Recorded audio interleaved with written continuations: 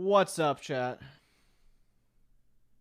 How's everyone doing on this fine New Year's Day? I'm doing pretty good, personally.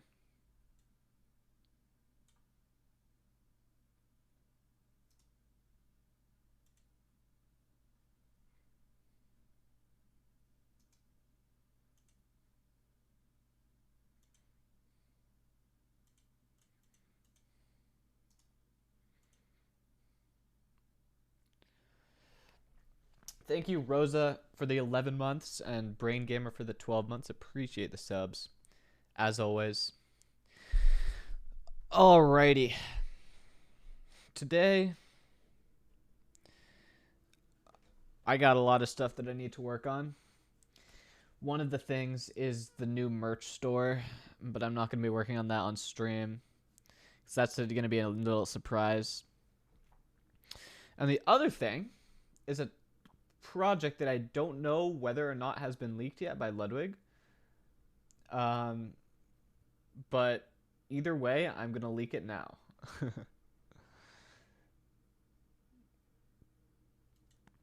Today, also, I'm on my new computer now. We got a new, look at this. I'm using a tiling window manager. Pretty sick. Should be slightly less laggy now that I have a 3090 instead of a RX 580. And yeah, let me run you guys over what we're gonna be doing today. So this would be easier if I could. Here, let me take a picture of my whiteboard. My parents got me a whiteboard for Christmas. It's very sick.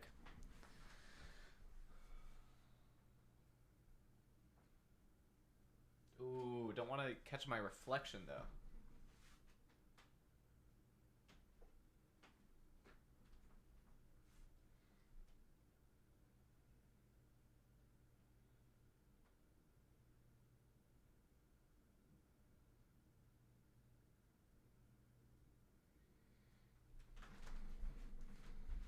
Let me see. No, you guys can't see my reflection in that. I do use Arch, yes.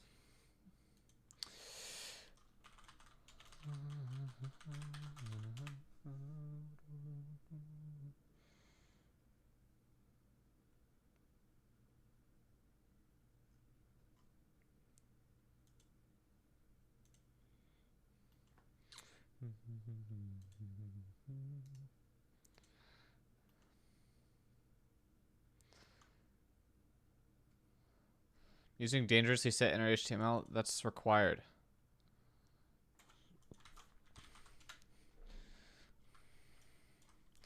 All right. So this is the plan that I've written on my whiteboard. So I don't know if this is leaked at all. I don't know if anyone knows about this. But Ludwig is holding an auction like the one that whoever did. Maybe it was Maya? Yeti, what's up? Thanks for the 17 months. He talked about it. Good, good. I was hoping he had. So this is the plan. This is the plan. We need to make 3 separate things. Number 1, admin page, right? The admin page, he has to be able to select what the current item is. So this is like a drop down. It's beautiful. You can probably tell that it's a drop down because my art is so good. And then like a list of the recent bids. The user needs a page where they can make a bid. And there's a couple different things. Let me use my amazing GIMP skills, first of all.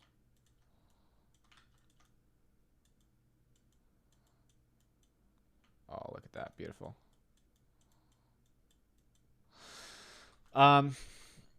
There's a couple different things we need. First of all, there needs to be a way to log in. And the reason we need a login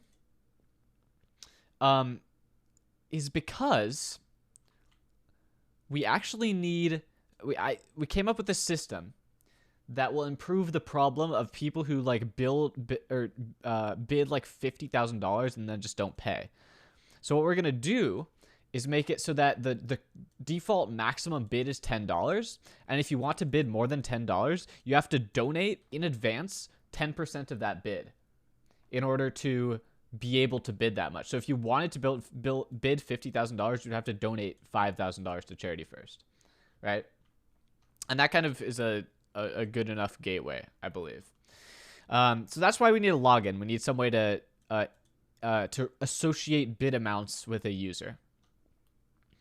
And then we need a little box that displays the current item that's up for auction, and then like a little bid amount, and then you click on it, and then boom.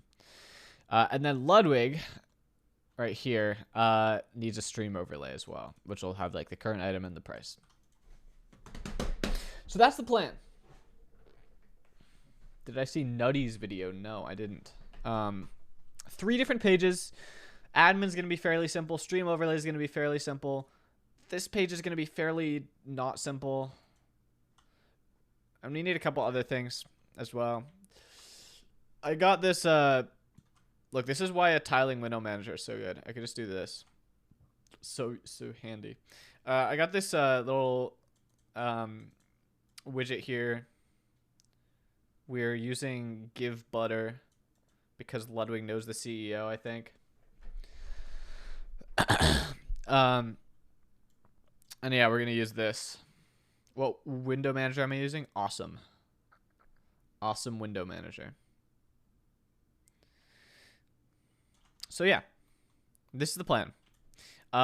Code, haven't done much of it so far. Let's just get rid of all this junk.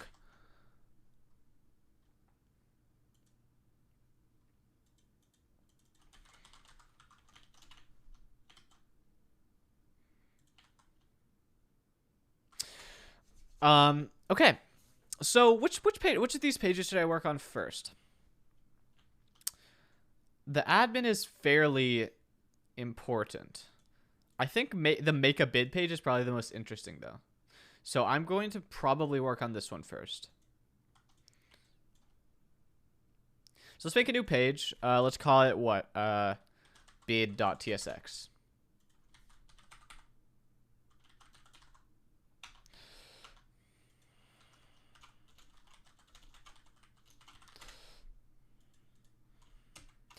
All right, so what do we need on this page? Probably a container of some sort. Max width, probably like LG. Let me move this over. Let me just minimize this.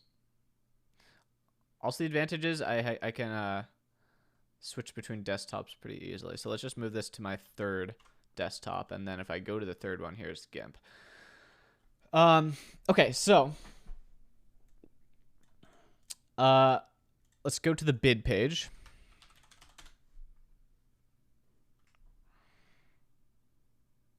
There's nothing on it because I have not put anything on it.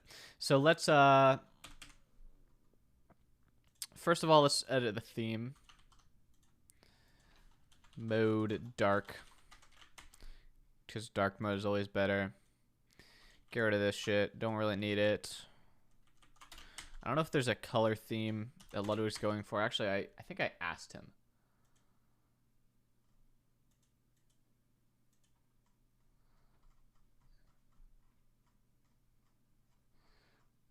Boom, boom.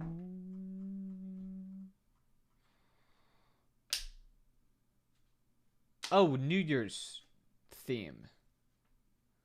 We can do fireworks, he suggested.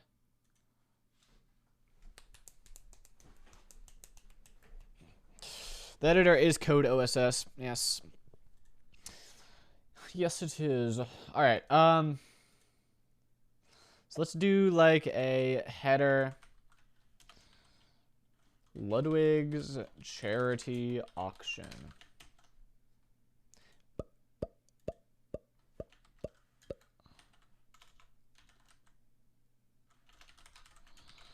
Center H1. Okay. And now we need to outline the page. So we need a login button. Oh yeah, and if you're logged in, it'll have a little thing that has like your profile picture and your name, and then like a little, I think this says switch. Yes. It says switch. A button that says switch account is what this is supposed to represent. Blue Shock, thank you for the 9 months of Prime. Very pog. What should we use to connect accounts? I was thinking Discord. Because that is most likely to be had by everyone. It obviously can't be Twitch. I guess it could be YouTube, but that seems kind of cringe. We could have our own account system. I could do like Firebase or something. But Firebase is like... can you guys hear the music at all? Probably not. It's very quiet.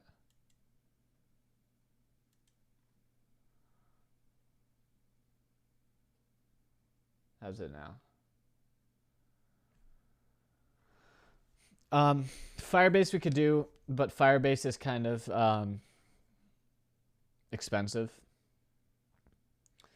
Google account. I think Discord is the best. Unless anyone in chat is like gonna give me a good reason why not to use Discord right now, I'm gonna use Discord.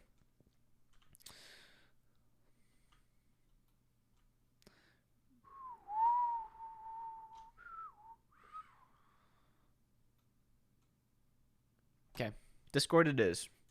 We're not using PayPal as a payment. We're using GiveButter, which I think does it through Stripe. But they handle a lot of that for us.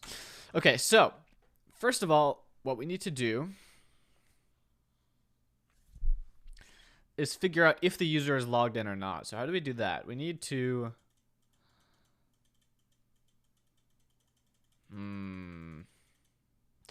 Tyler, okay, thank you for the Prime sub. I wonder if there is a built-in way to do this, or a good yeah, like with Iron Session or something, with Passport.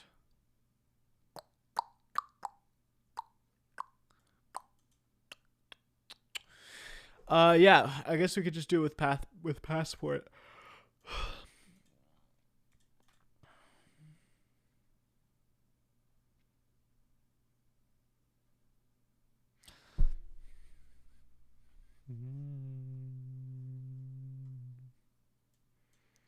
What is Iron Session? Uses a signed and encrypted cookie to store session data. I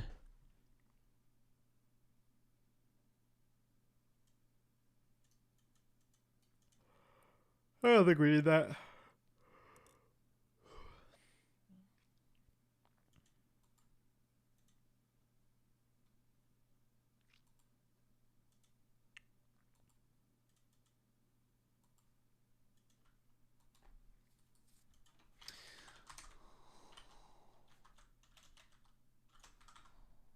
Oh, next auth. Wait.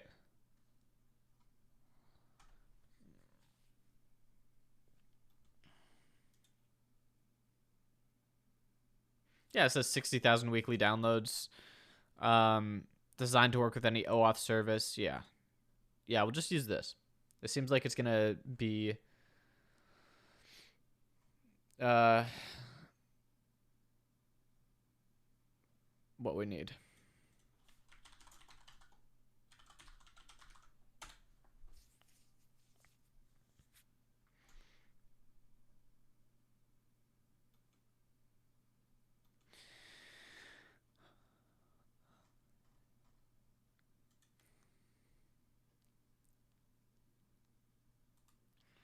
Okay, so how do we make this work? Oh, shit, there's a lot of stuff here.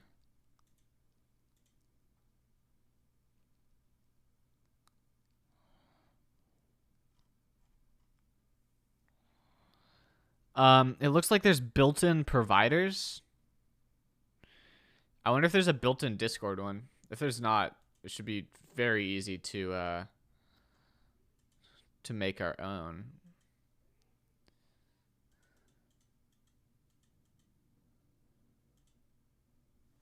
Oh, there literally is a built-in Discord provider. Boom. Okay.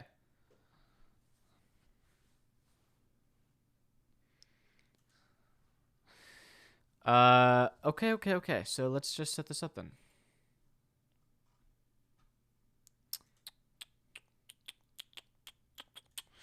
So anything we need a new folder, call it API. New folder, call it auth. Yoink all this shit.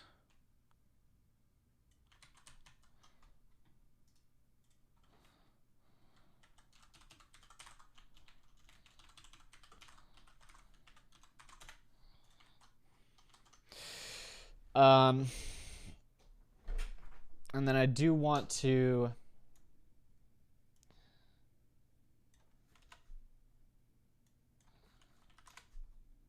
just get the Discord provider. Discord, perfect.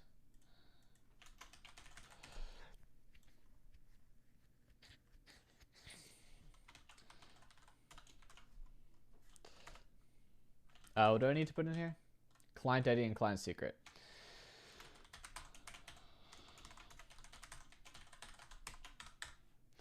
Okay, I'm gonna have to hide my screen.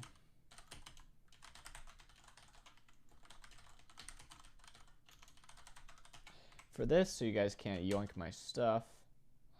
Otherwise, this looks fine. We also need just a secret. Let's make our .env.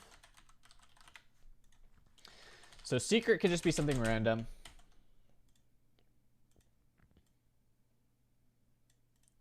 And we'll obviously change that in production. JWT is fine. That's fine. This is fine. This is all fine. Oh, wait. Do I need to make these pages like /auth? No, I don't. Okay.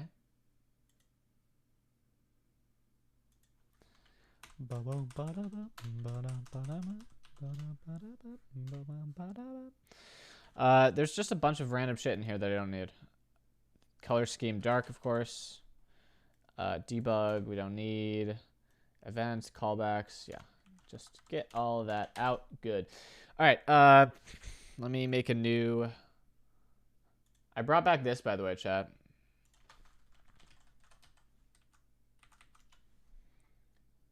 It spins if it hits the corner.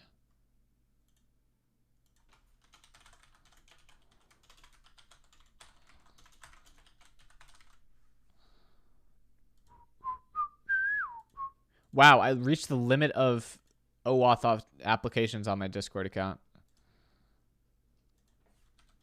That's fine. There are plenty that I'm not using.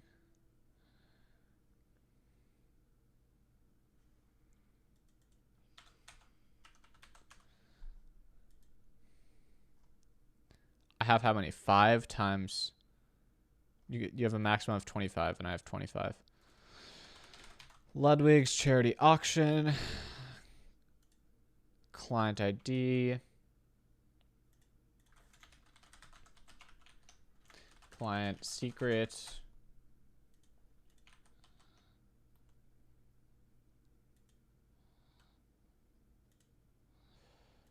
Anything else I need from this?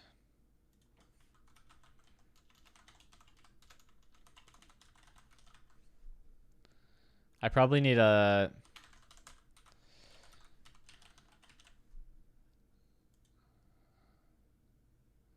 redirect URL.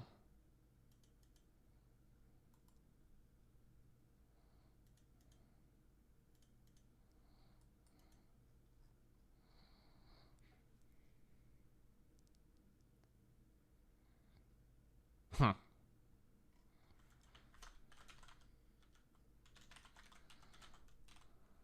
I wonder if there's a... I wonder what URL I need.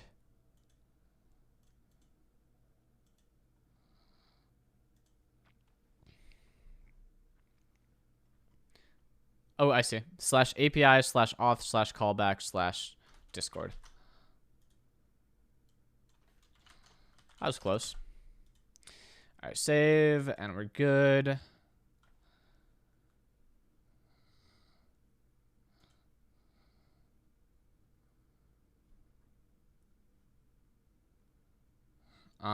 Not leaking anything. Okay.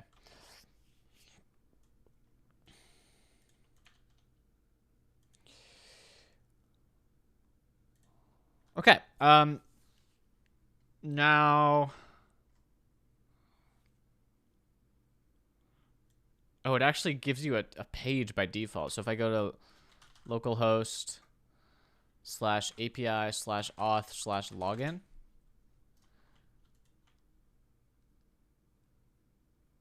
Oh, I probably got to reboot.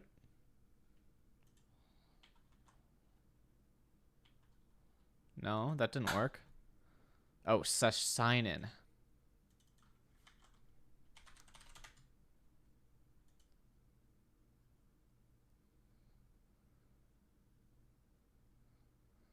I feel like this is gonna leak something.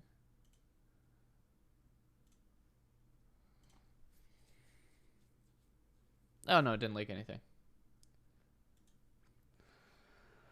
Okay, so that logged me in, apparently. I mean, I can't tell whether or not I'm logged in, so how do I check?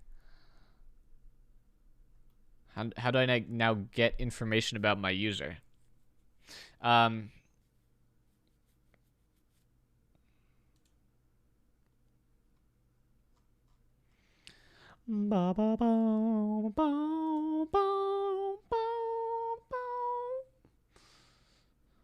It's got to be aware. So it's probably something like const user equals use import use something from next auth.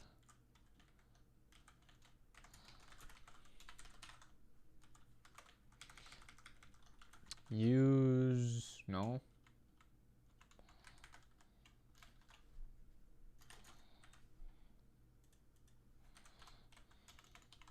Get server session? Is that what it is?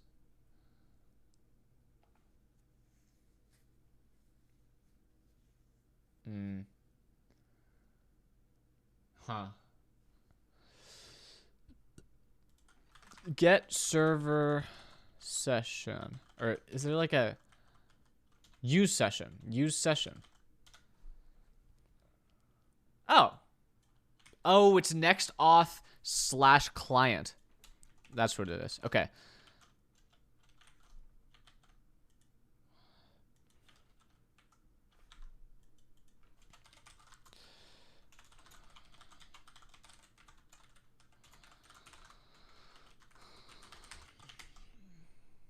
Pause. Oh, I need to install next auth /client.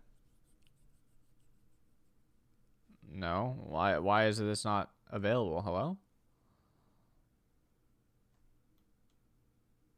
Oh, latest version.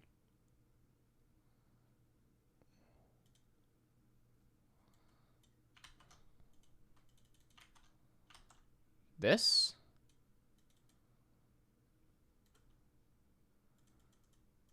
Oh. Wonky.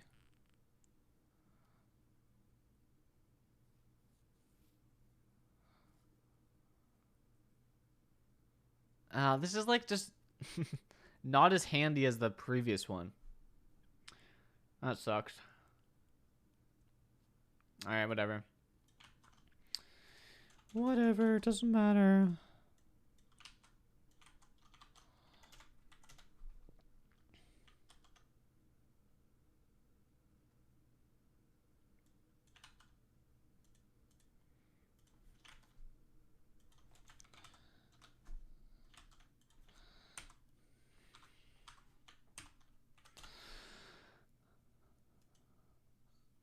So I should be able to do props.page props.session here.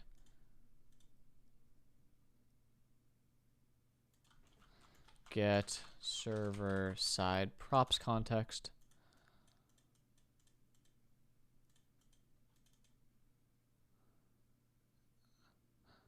And then Then I can do use session? Yes. And it's never going to be loading because it does it on server side render. So const.log session. And now...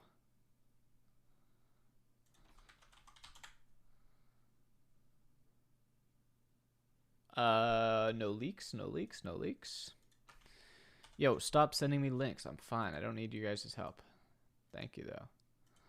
Yeah, that's my email just sitting there. I don't want that to be shown on stream, huh? But it looks like it's got everything that I'm looking for. Session.data.user. So I have name, image, and email. Thank you for the year of Prime, Gluton. I appreciate the subs. Anyone else got a Prime that they just have sitting around because it's the first day of the month and they haven't used it on anyone?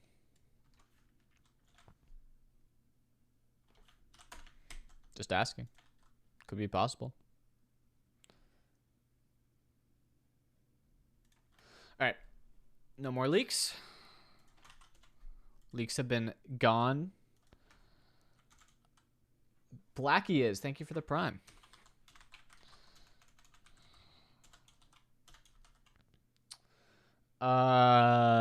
Session.data.user.name. Automated. Perfect.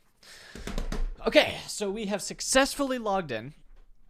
Now, I just need to... First of all, this is way too big. That's way too small.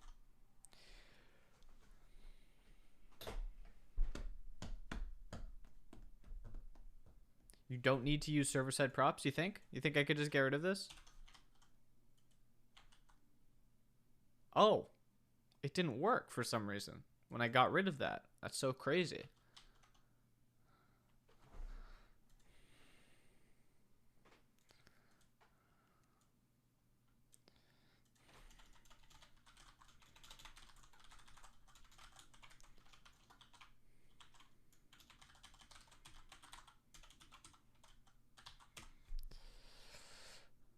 Okay, so I want to display... Let's go back to the... Thank you, Enmei. Good point.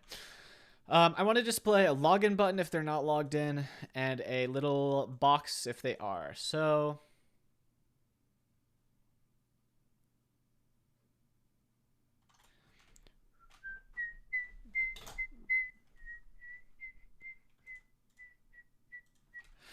if we're logged in...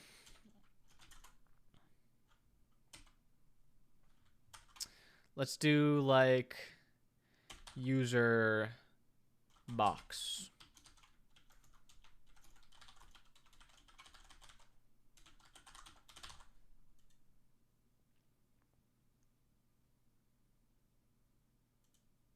Now I'll just do this.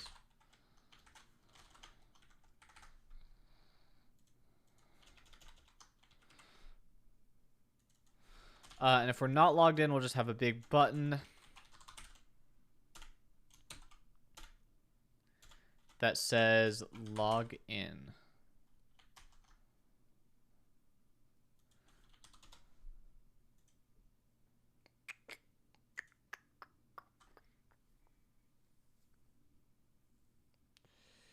The other thing I need is this button to link to /API/auth/signin, I believe. All right, now we just have to build a little user box.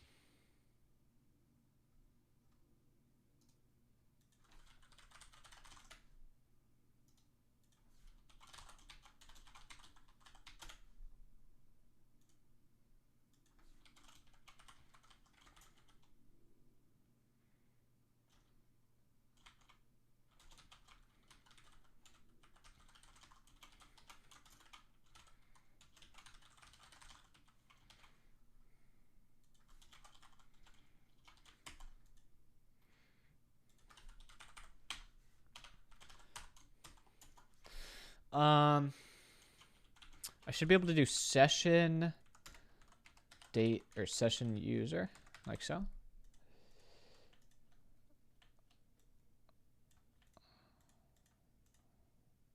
Yeah. Okay. And then we got user here, and we'll just, for now, we'll just have like a paper, and inside that, a user dot name.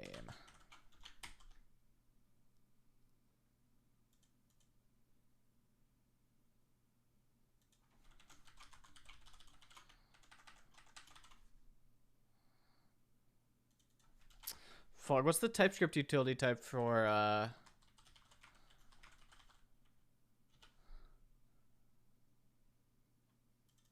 yeah.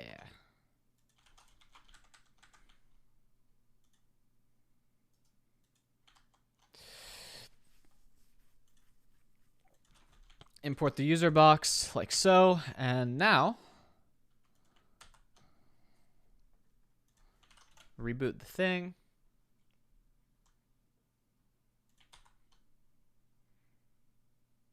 Okay, we got our user. So what we need is also a avatar. Source equals user dot image. There we go. Except this is complaining at me.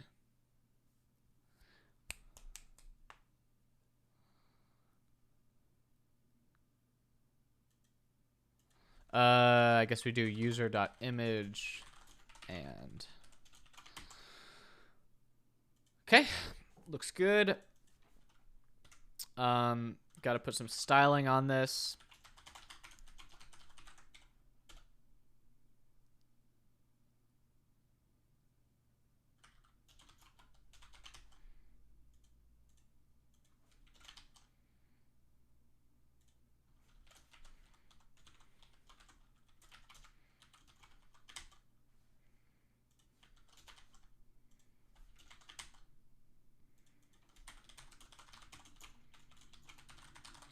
And boom, already much better. We will make this bigger.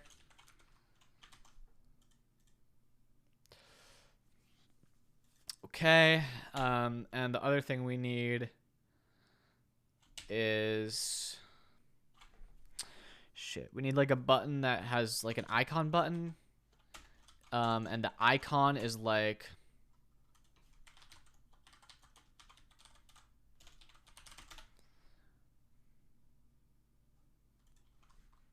well, let's see.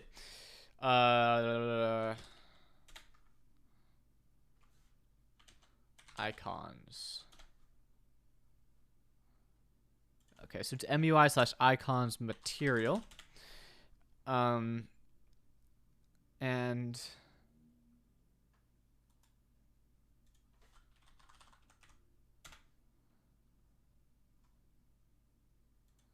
we need like a little log out button.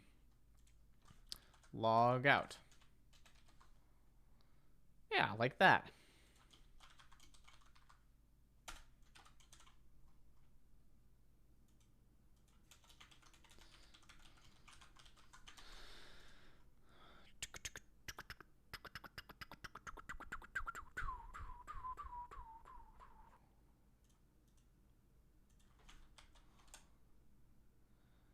Oh no, it's doing this shit.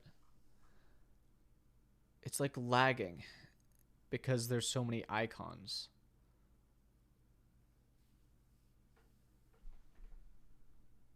Hopefully that stops happening.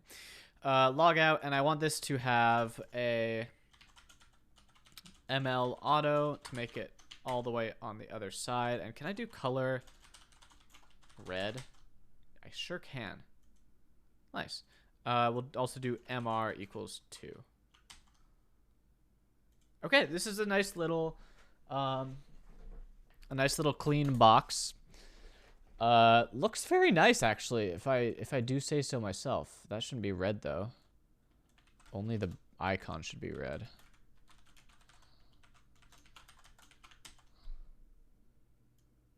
You know. Yeah, very cool, very cool. Now what do we need? We need something that displays what your max bid is.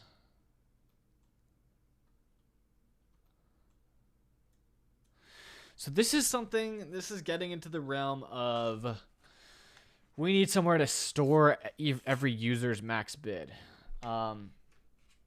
Now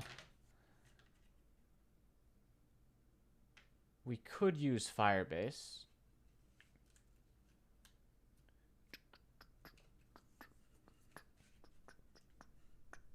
Rice Forte, you can have, there's an option for format on save, and I have the ESLint plugin.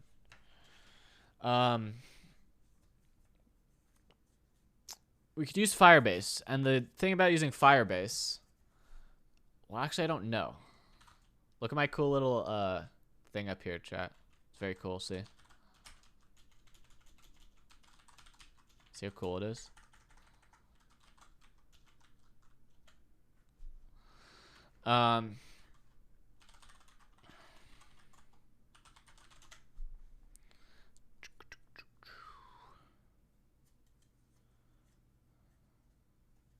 No, that's not a part of Opera GX. Okay, Cloud Firestore is what I'm looking at. Document writes. We have 20,000 writes per day, 50,000 reads per day, 20,000 deletes per day. That's fucking too many. Or not enough. I guess. Depends on how much the pricing is. Price per... Oh, it's not even expensive at all. Just fucking use Ludwig's credit card. It's fine.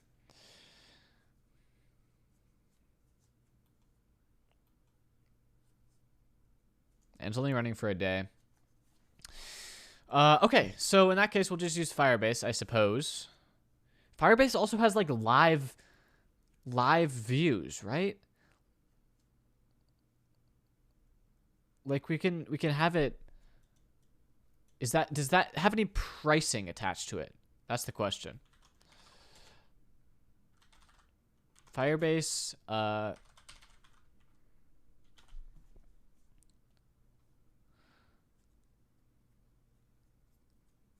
like, does it cost any more to do that? No, but an update counts as a read. But that's fine. So, okay, that's actually kind of lit. That solves a lot of my problems. So what this does is this allows us to have a live view, not only of the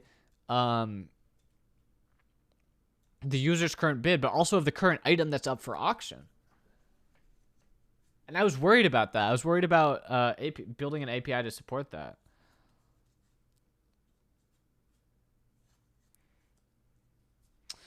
Okay. So this is Pog, champ. Let me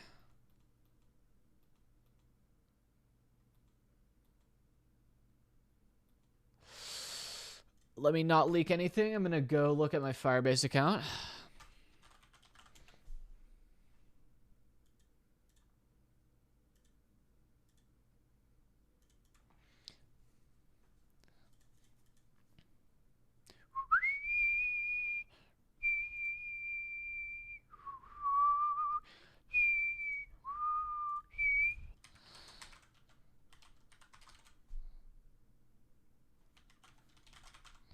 Ludwig charity auction. Don't enable Google Analytics. Should we have Google Analytics? No. No time.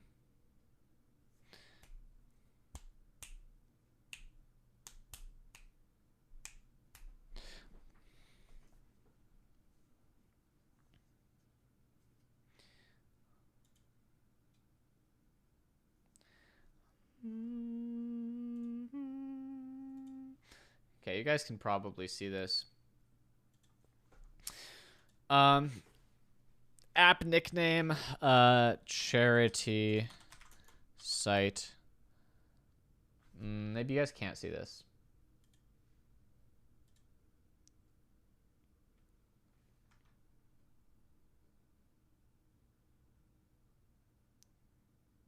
No, you guys can totally see this. This is all front end stuff.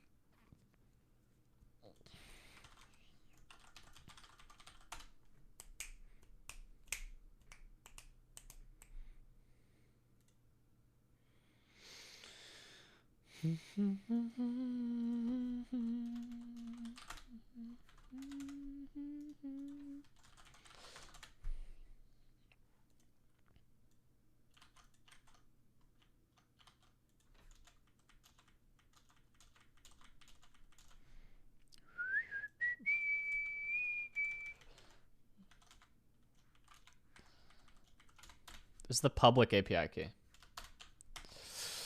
Okay. Now, Cloud Firestore. Create database. Start in production mode because you guys could access it. Location.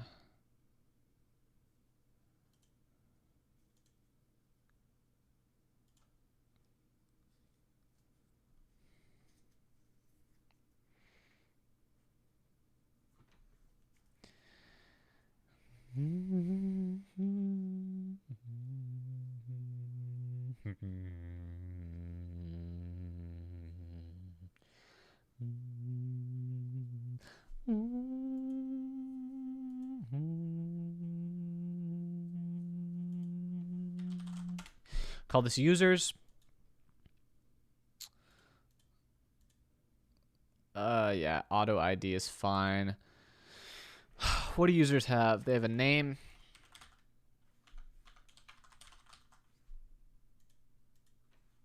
Image.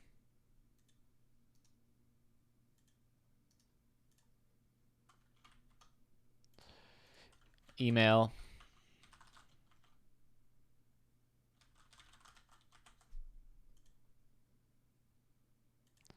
And then like a max bid, which is a number, and it starts at 10.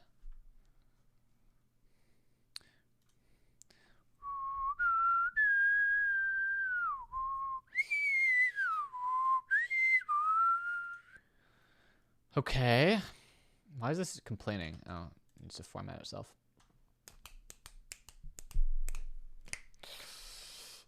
Oh, we're gonna have to set up all kinds of rules for this to ensure that users can only access themselves. So maybe I should be using.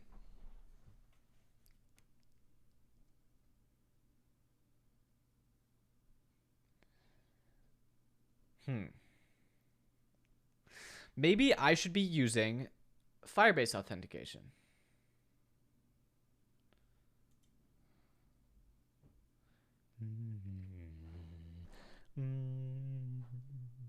We could just have Google. We could just have a Google OAuth thing, or Twitter. Right? Am I wrong in thinking that I should just be using Firebase auth?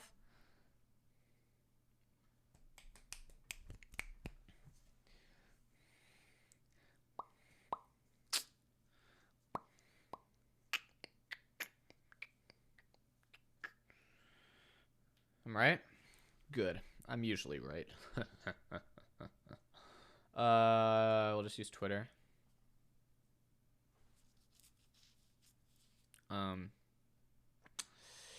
Yeah, fuck. I don't know if I have a Twitter.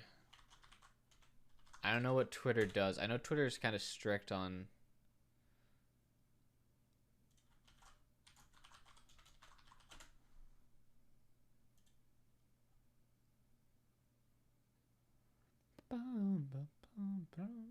Should I use Google instead, you think? Am I working on top secret project, Jamesky?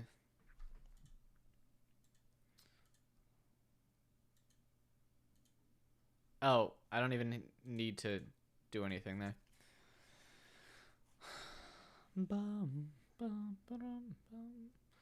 Project public facing name. Ludwig's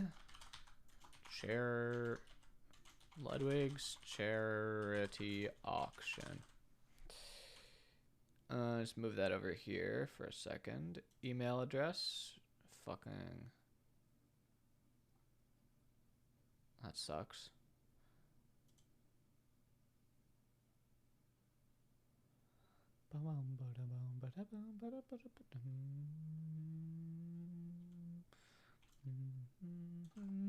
All right, that's good. Now, manage sign up quota.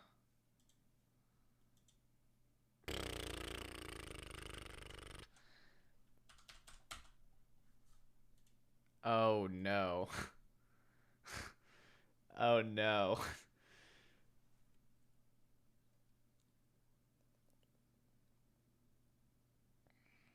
Oh, this is from the same IP address. This is from the same IP address. Okay, we're fine. We're fine. We're fine. We're fine. Same IP address.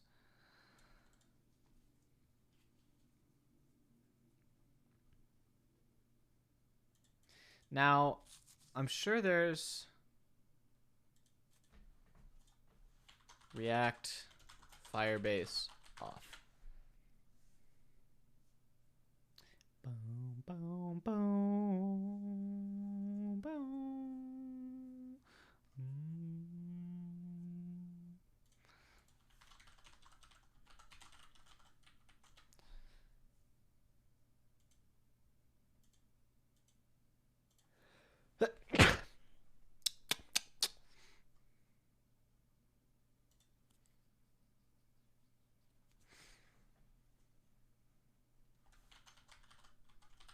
With Firebase authentication.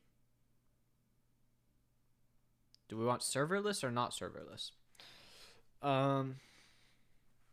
This says server side rendering. I kind of want serverless then, I think. Oh, it just got moved into here. Okay, fine. Oh, there's a next Firebase auth package. Perfect. 500 stars. 3,000 weekly. Fine, good enough. Live demo. Perfect. Okay.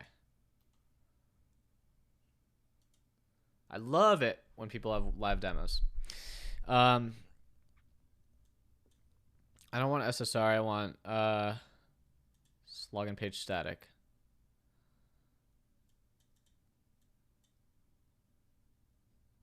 Whatever. I'll just figure this out.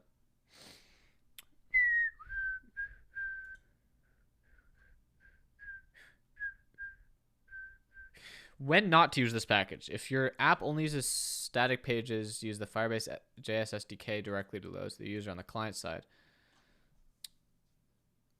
Actually, kind of, this might be fine.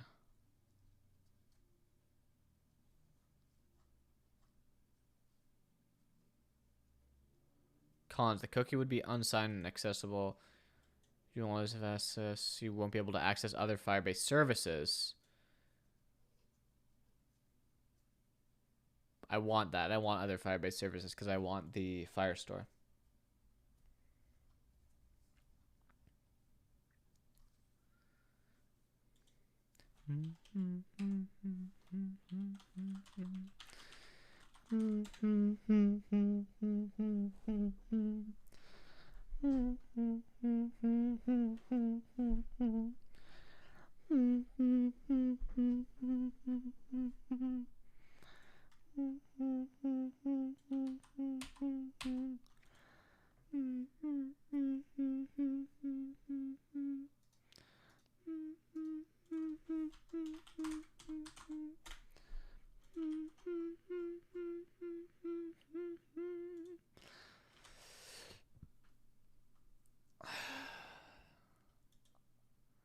I don't need admin in it, do I?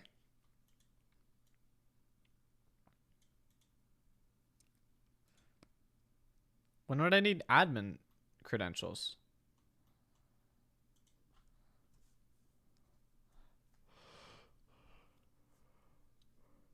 I don't know why I would ever need that.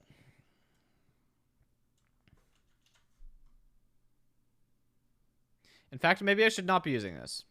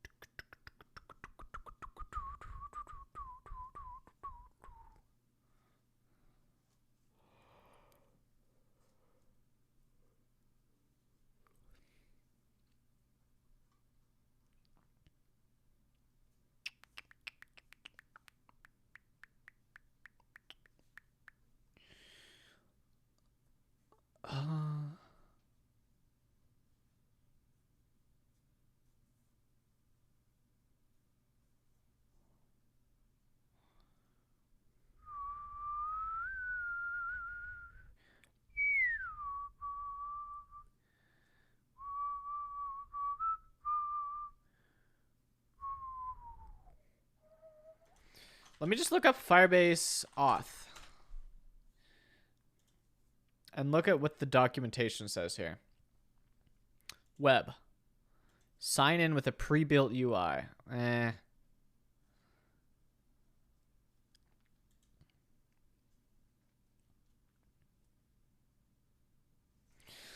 All right. So we make a new Google Auth provider.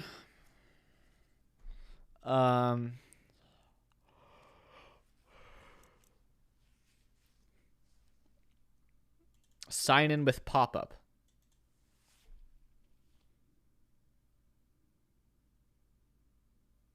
This just looks super easy, I believe. So let's do a thing where we have on the bid page like a login form here.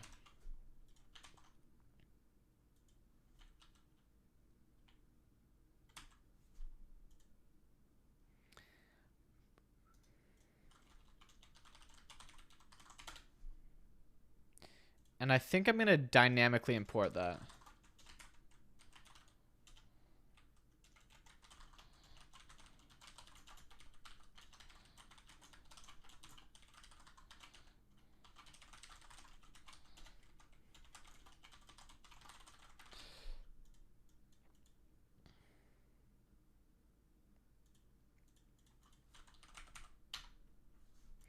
So this login form,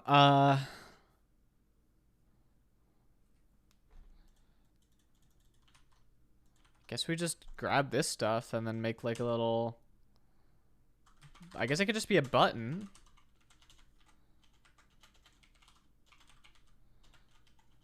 Do login.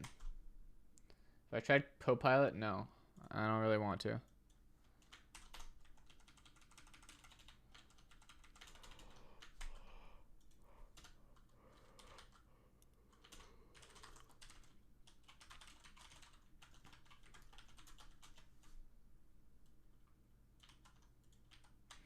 Just copy paste that. I can't. I don't want this token. I don't want to leak any of this either.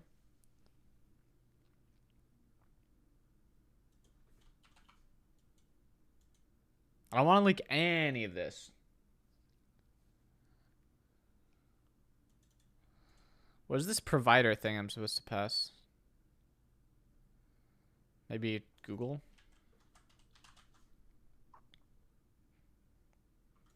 Oh. Auth provider. Oh, Google Auth provider.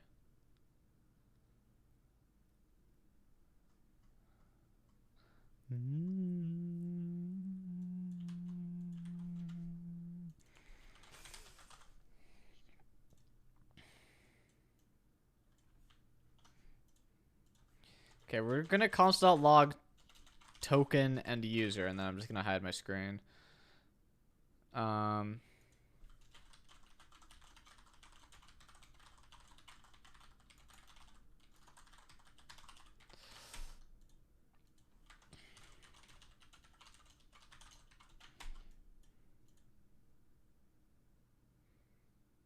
Okay.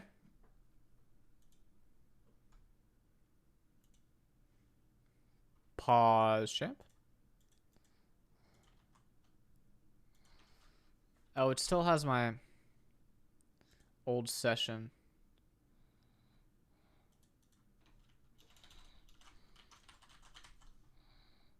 Okay, I click this.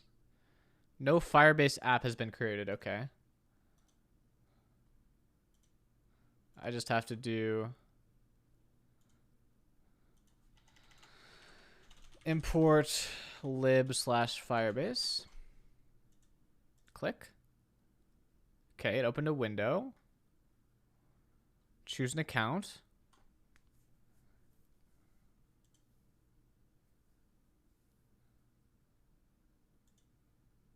Okay, got a big access token here. I got a display name that's automated, an email, some metadata. I dropped my plastic on the ground.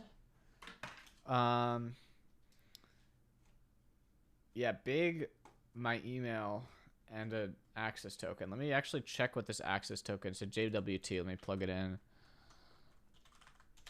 real quick, see what it is.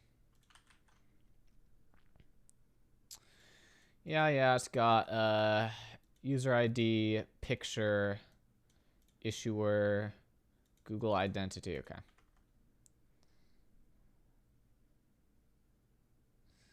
So this has got plenty of info, I believe. Now the only question, actually. Well, there's a couple questions. First of all, how do I not leak this? Probably by doing this.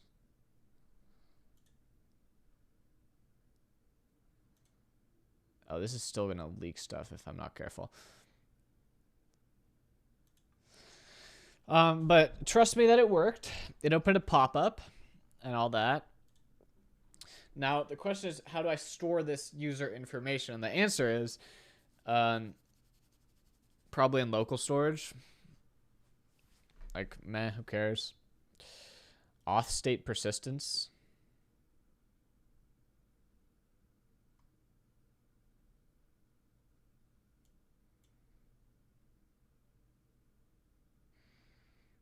Maybe this actually is like what I want.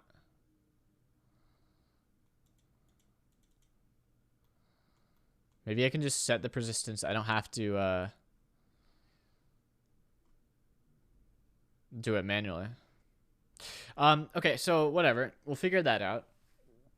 The question is, how do I now use Firebase? Thank you for the 16 months, Pearls. It's a lot of months.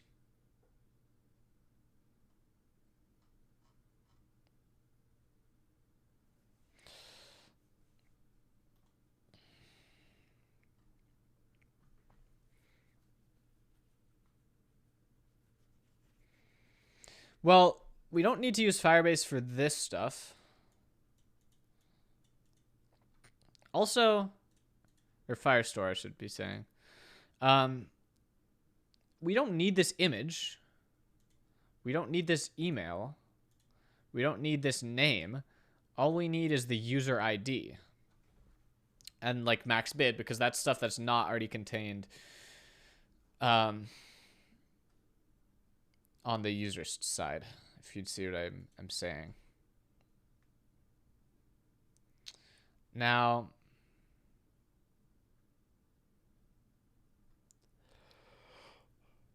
I'm gonna figure this out. Rules.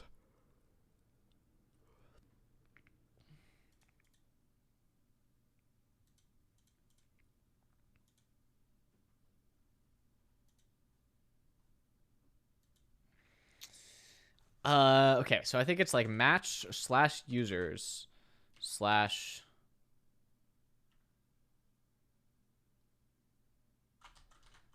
document equals ***. Allow read if like auth.uid equals document.id, something like this.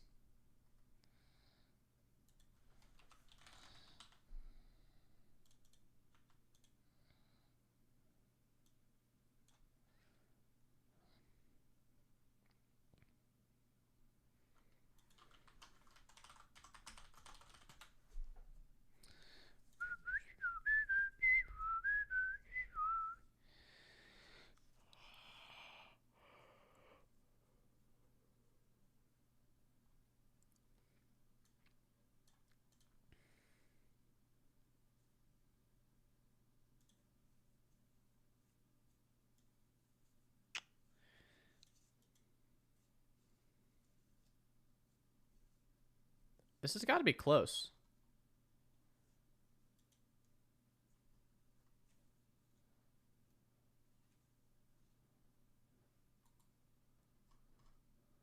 Request.auth. So it's request.auth.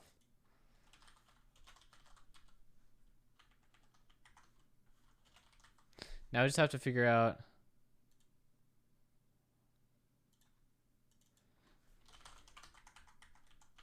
Maybe like this?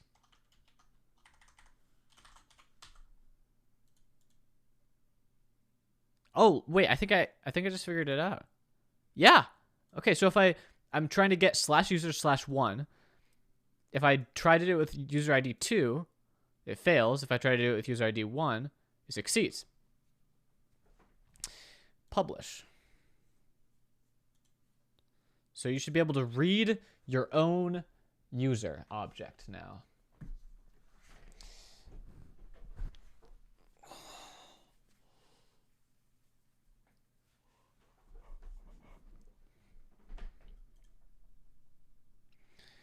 Boom, boom, boom. We'll make another collection. Call it items.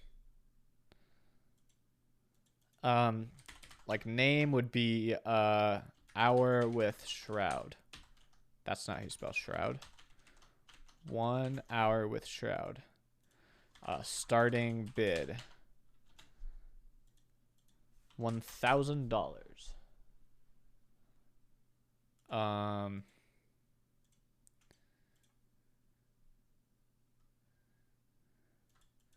Bids is an array.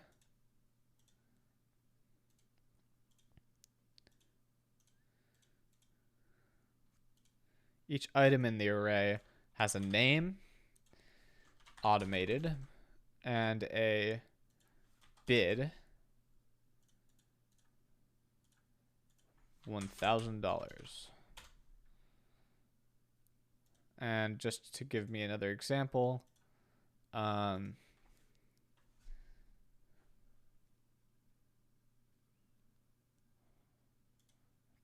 you think? Probably worth it.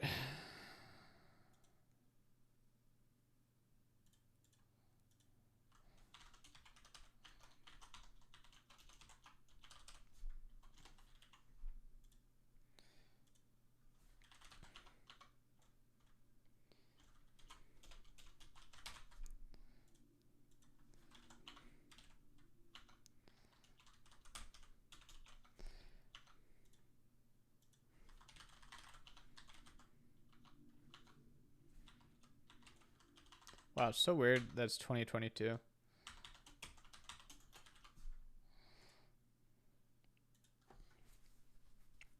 So this is an example of what it could look like, right?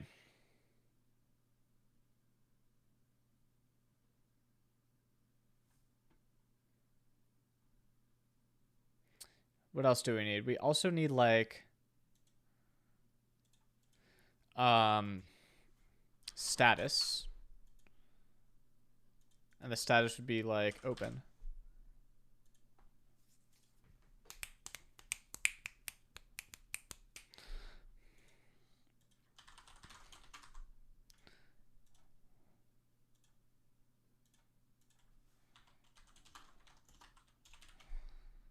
Started at seems pretty helpful.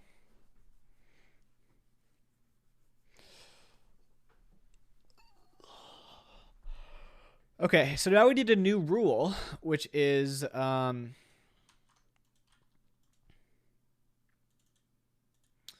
match /items document ***. So here's the question. Do we want people to be able to see what the current item is even if they're not logged in? And the answer, well, the options there are yes, in which case that would be a lot of reads in the database, especially since this would be a live view. So I think we're just going to do if request.auth is not null, which means that you should be able to read it if you're logged in. You can't write to it, etc. So on and such forth.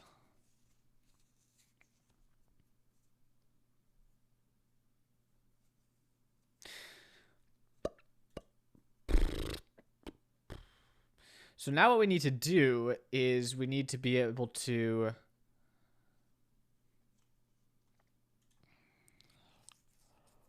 read data, listen for real-time updates.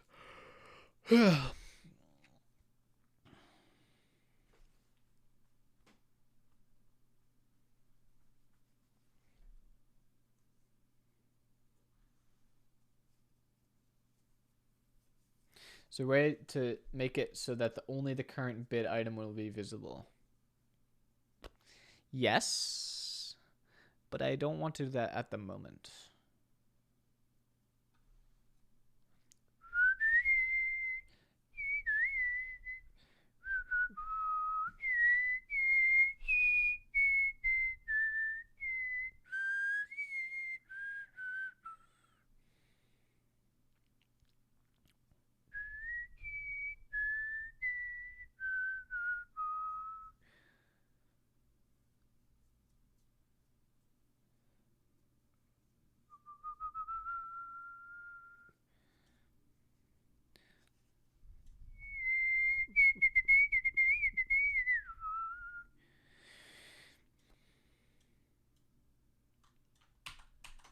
Okay.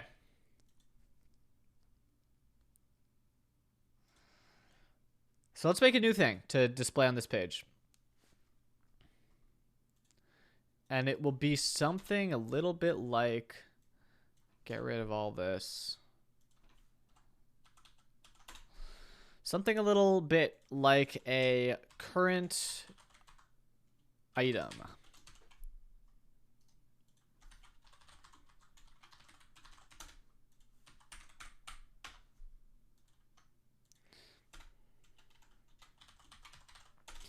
We'll use a little effect. We do a bit of effect usage.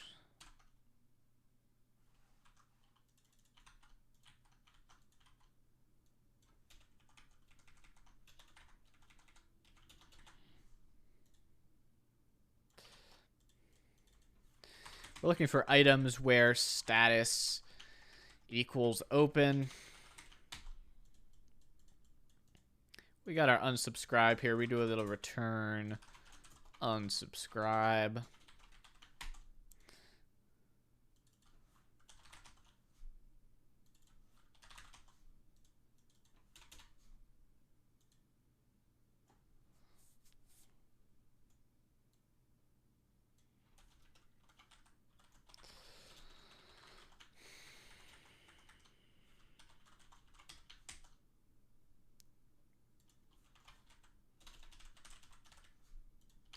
All right, so now we just need to access this database. I may be unsubscribing here, chat, but that does not mean that you shouldn't check to see if you have a Twitch Prime subscription available so that you can use it on my stream right now and give me free money without any cost to you.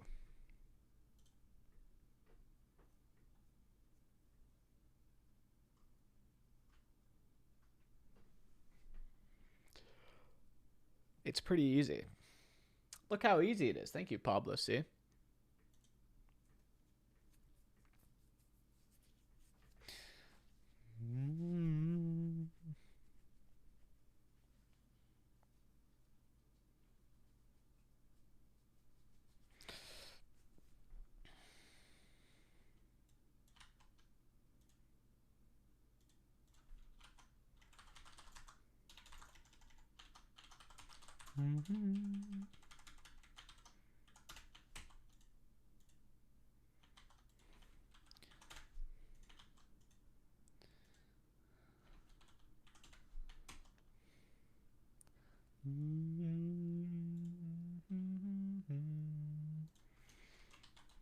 Holy shit. Thank you for gifting 5 subs. That's pretty sick. Oh, wow, wait. That just worked. How did it work without me authenticating? I guess it remembered my authentication. Look at that. We got the 1 hour with Shroud. Now, here is the moment of truth.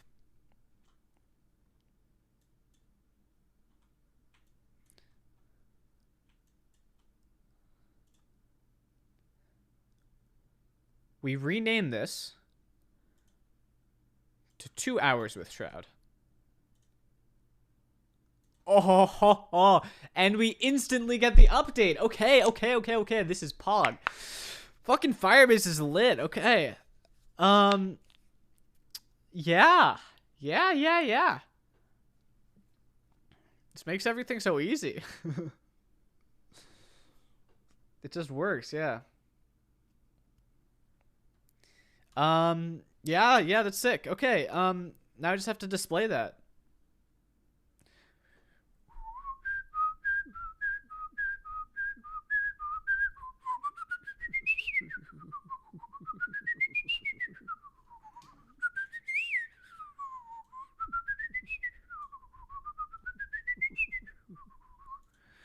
So, here's the thing.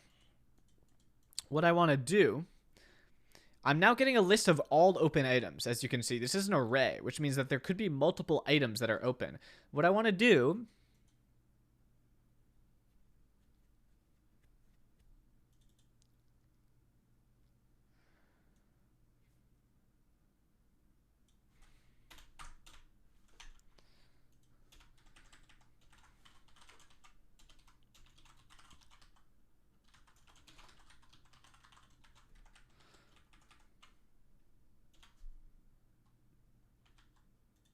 What I want to do is I want to find the one that was opened most recently, and we assume that that's the current item.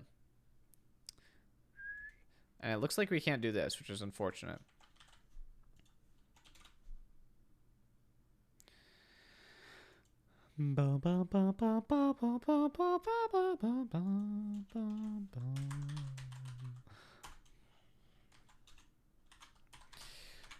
Make a quick auction item interface right here, which says name of string. A status is either open. Pablo, what the fuck? Thank you for the 5 more gifted. That's insane. That's so much money.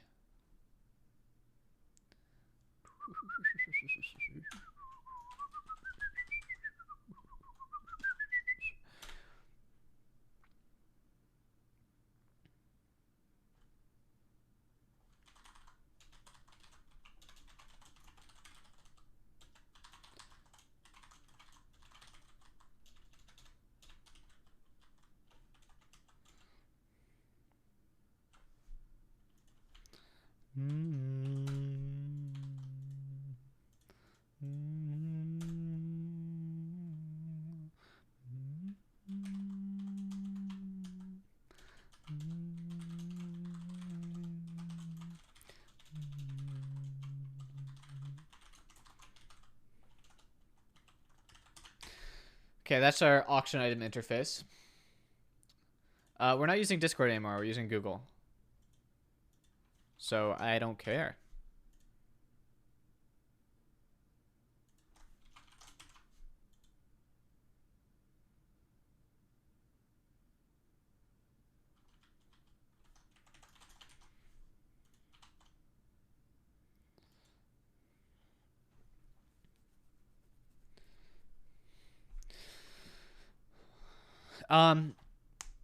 Okay, we need to manage state somehow here.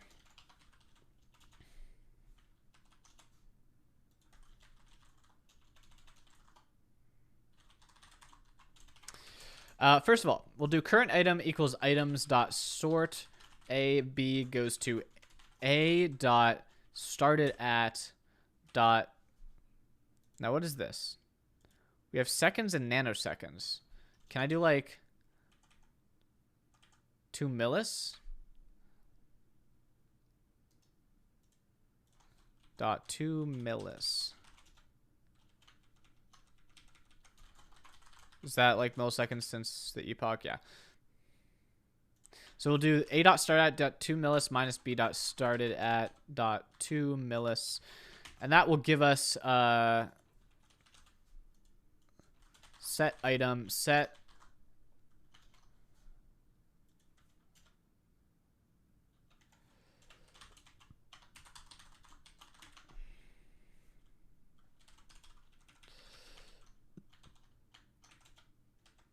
this is either an auction item or null. Oh yeah, banger alert.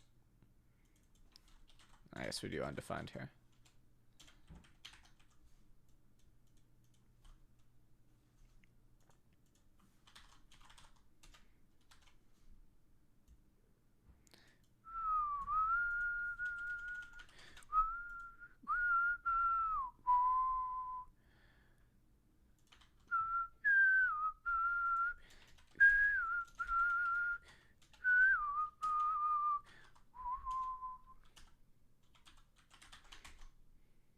Okay. So we got our 2 hours with Shroud right there.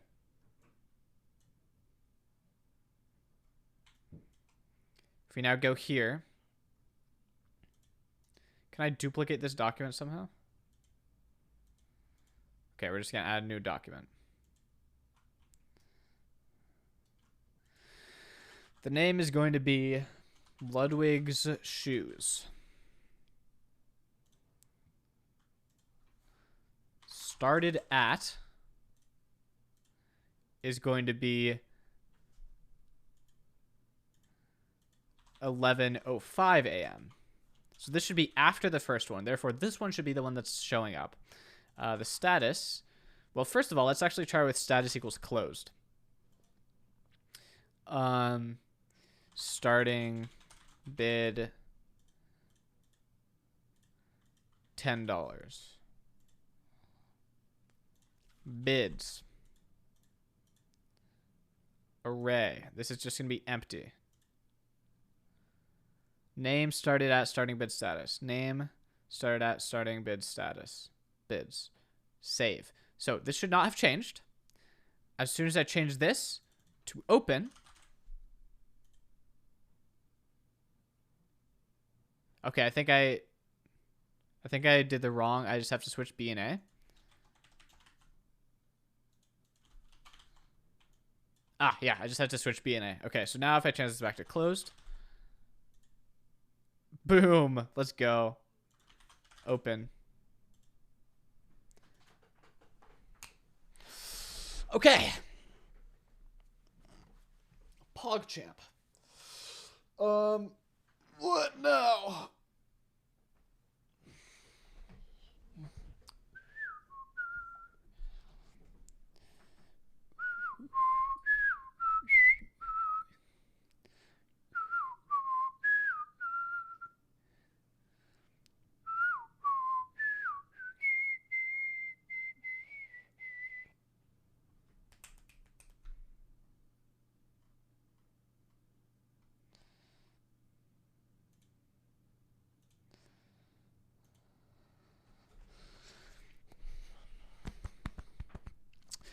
All right, we need a way of displaying this, of displaying the beautiful information that we've received in a beautiful way.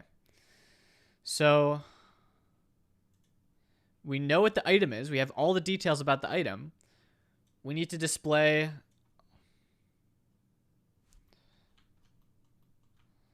the current item. We need a little text box that'll allow people to place bids. We need to have like the bid history. Yeah, Dead Cells. I've been playing Dead Cells recently. It's been distracting me from everything. That's why I have to stream, so I can't play Dead Cells instead of coding.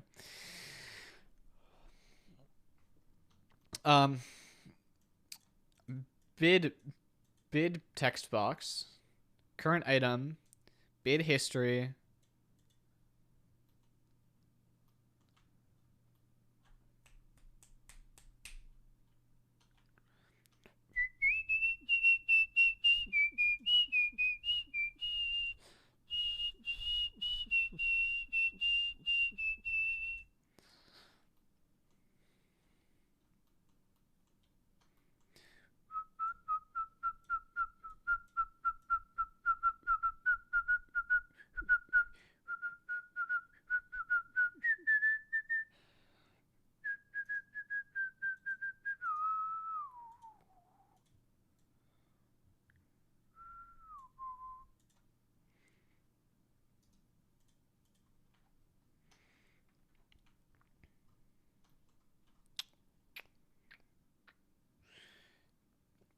I wonder if there's going to be images for each bid, for each item.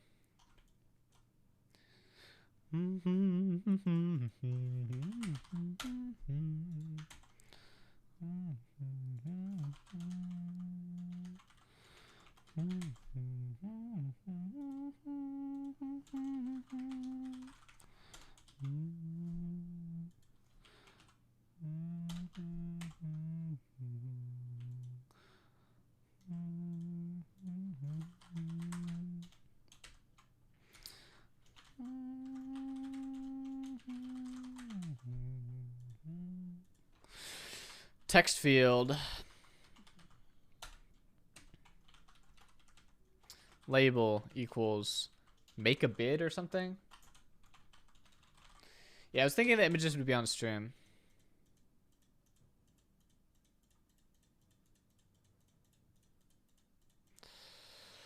And now there should be a way to...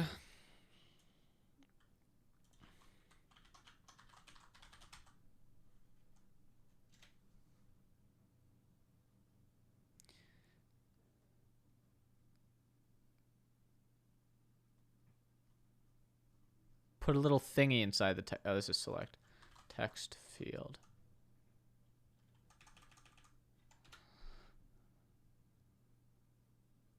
What am I looking for? Input adornments. Here we are. Yeah, like a little dollar sign like that. So it would probably be like...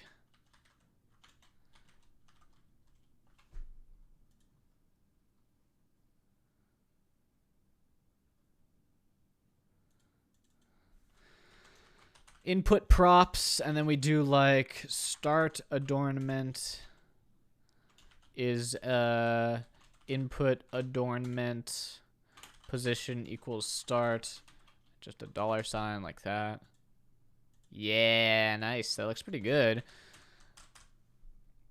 Now let's see. I think React number format is exactly what we're looking for. Let's add React number format.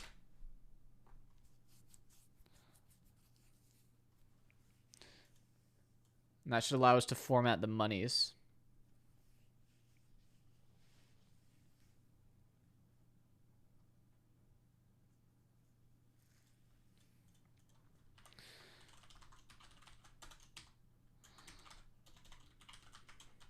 We'll call this money formatter.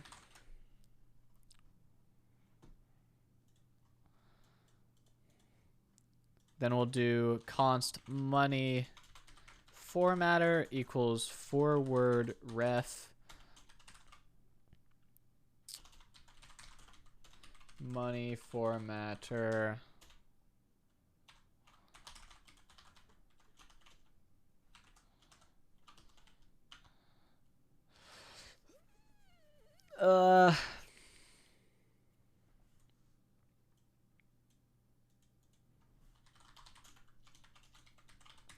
turn a number format. Get input ref equals ref.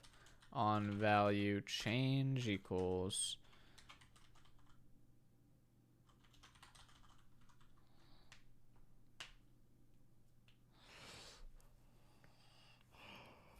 if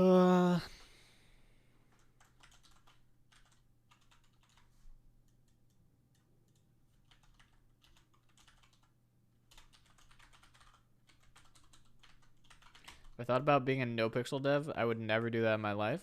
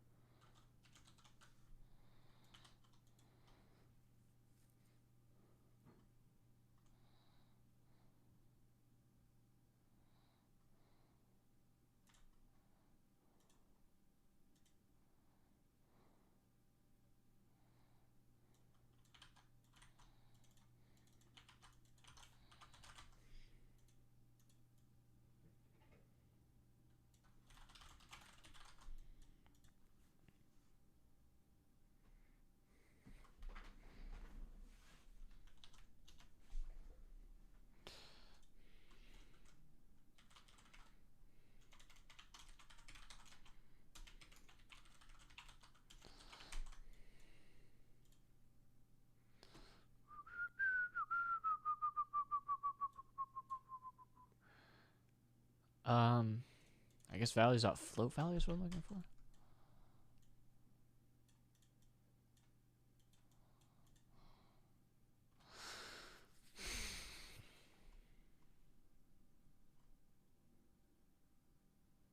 What's wrong here? There's something wrong. Something wrong. Oh. That's unfortunate.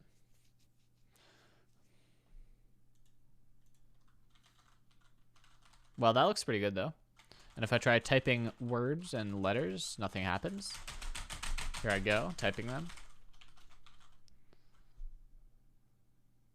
Event is undefined, what? Maybe I do need this shit.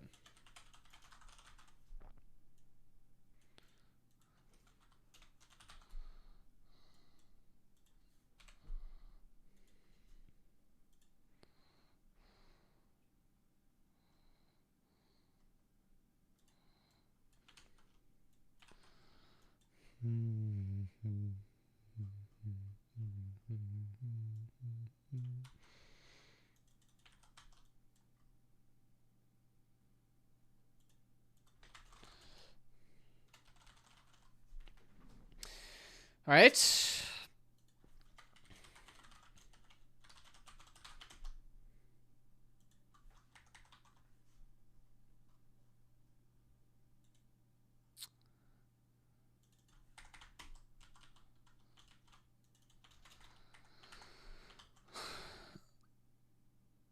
Damn, I can't believe this is lagging.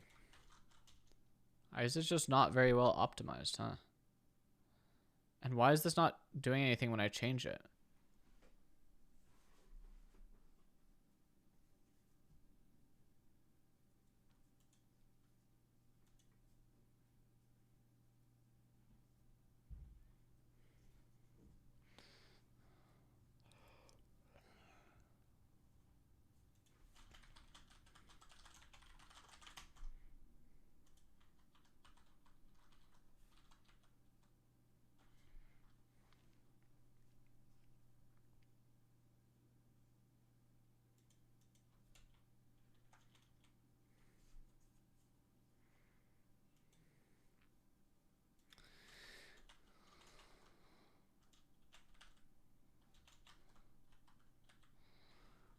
Uh...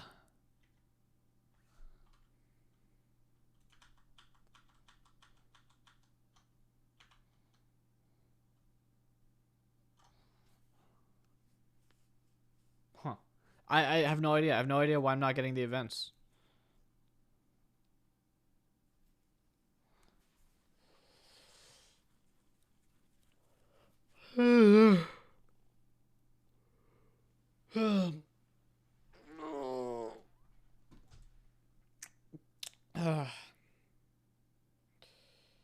Why does this not work?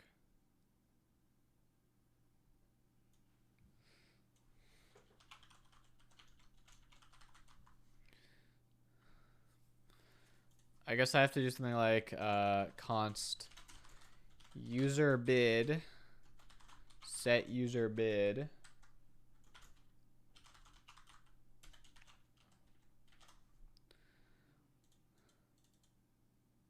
and value equals user bid and then on change equals event to set user bid event dot target dot value. And now does this work? And now can I do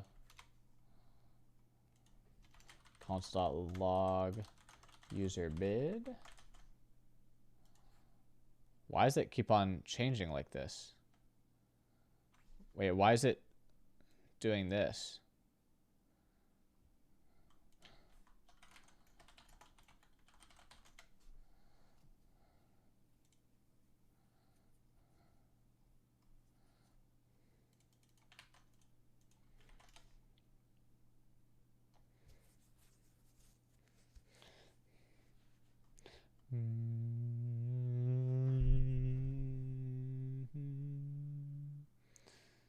It's because it's not in a function itself, so it's constantly called. No, it's not.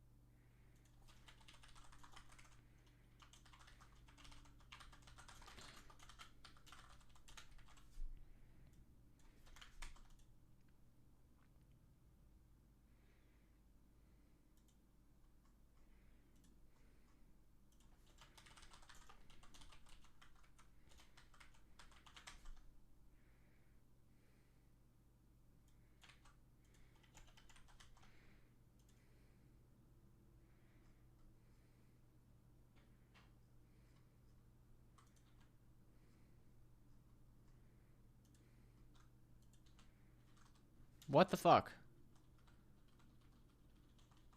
Now it's not doing it. Maybe it was just a fluke? Maybe it was like a Firebase thing?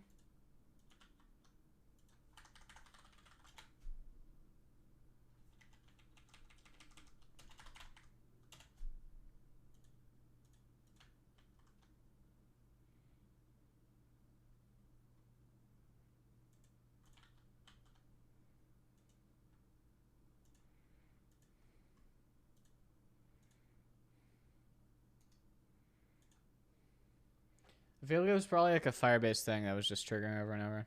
Because now it's saying Firebase error missing permissions. Probably because like I refreshed the page. So I need to re-log in to do anything.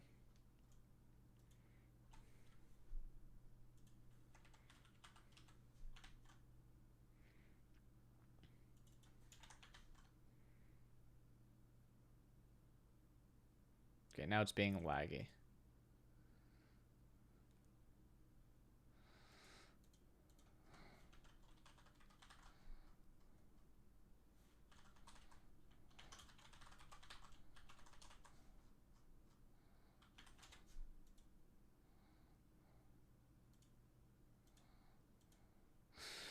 Well, whatever. This is fine. This is absolutely fine. We're doing fine here. There's no need to stress about this. The thing I need to do next is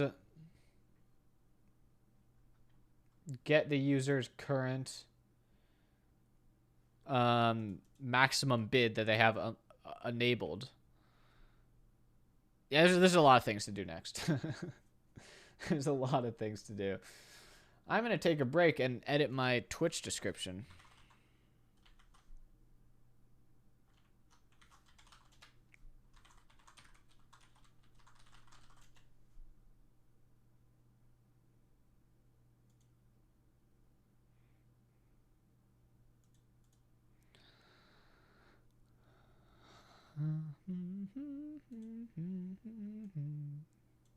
All right, what processor do I have now? Ryzen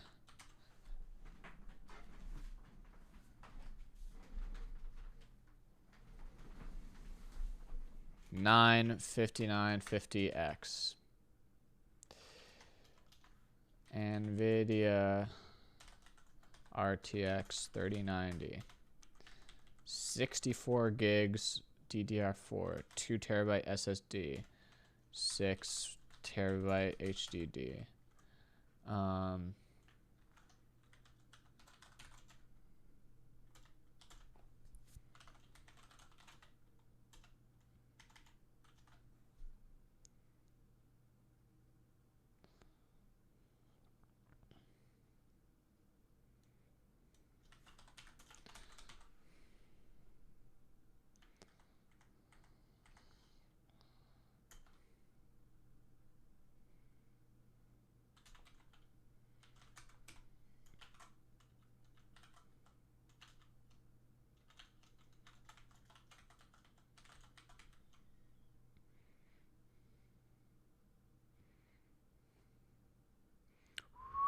I don't know why it says my desktop environment is Unity, because it's definitely not. I don't have a desktop environment.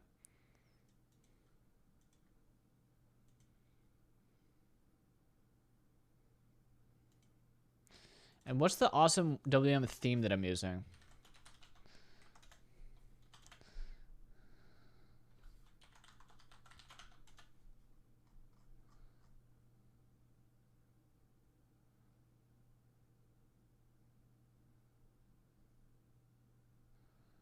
Awesome WM modified material theme. There we go. Now people can't complain about this being wrong. Anything I should put under about me? Who else have I worked for?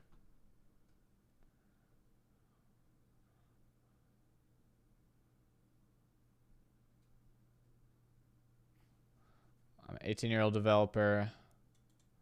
Whatever. I'll just leave that.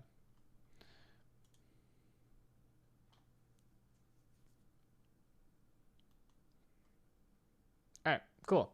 Back to work. I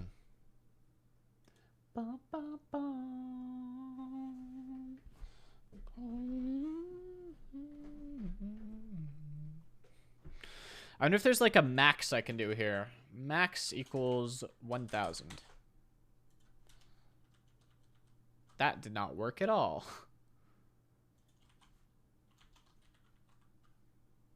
Well, what the fuck then?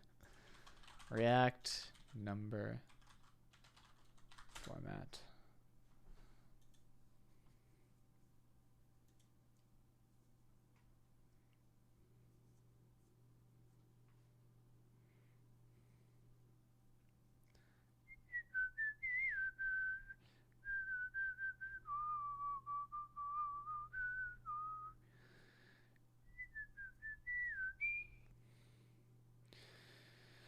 Huh.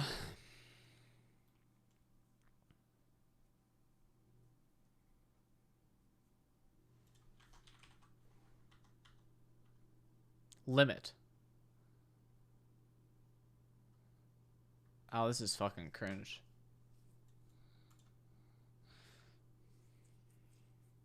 I wonder if there's a better React number input.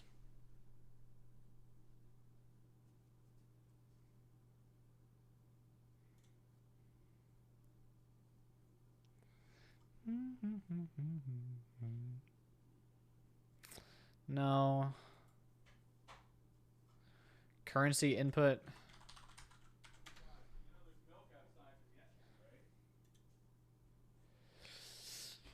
Not enough downloads.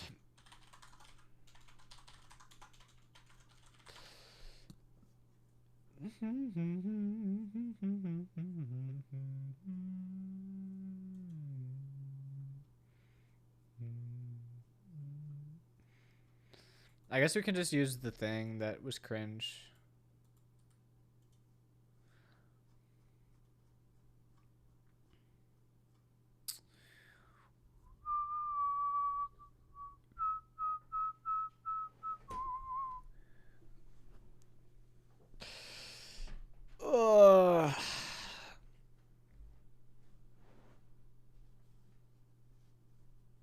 Okay, this is actually kind of cool.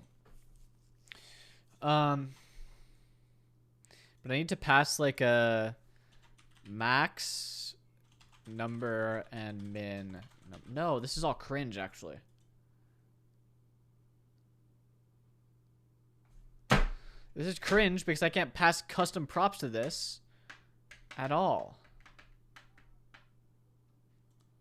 Because if I try to pass custom props, such as, like there's nowhere to pass those custom props.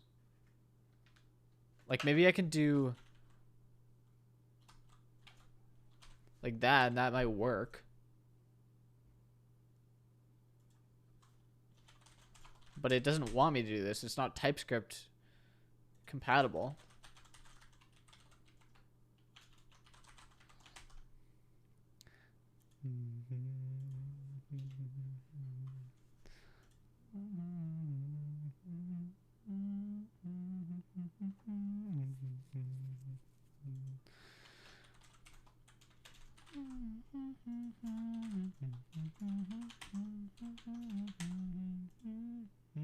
Yeah, it's undefined even here. I guess I can do this.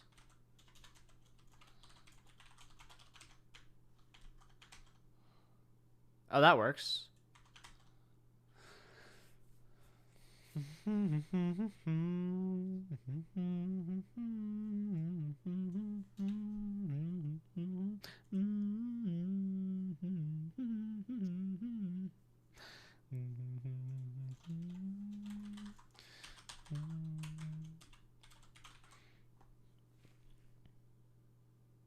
Well, I guess I don't even need the min and max pass to this.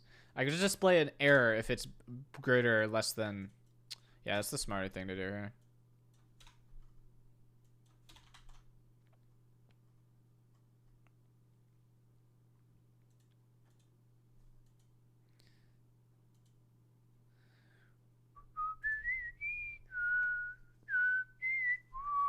So we'll have like an error.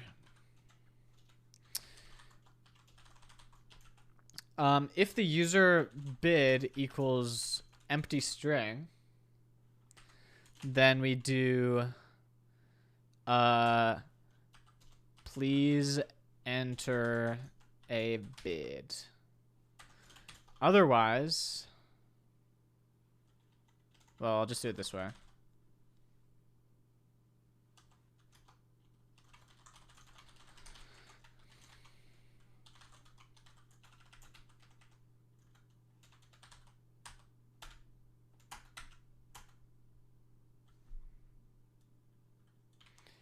Do this, and then we need to figure out we need to get info about the user, right? I need to build like a Firebase context that provides me information about the current user.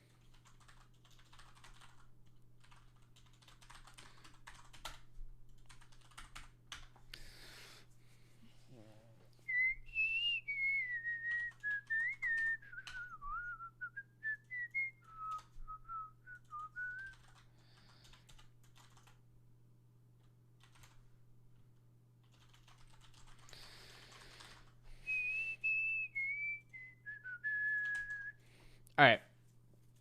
So the state, I need like a user, which is a Firebase user, but I don't know what typing that has. So if we go to login form here, the user is a user. Okay, that's helpful.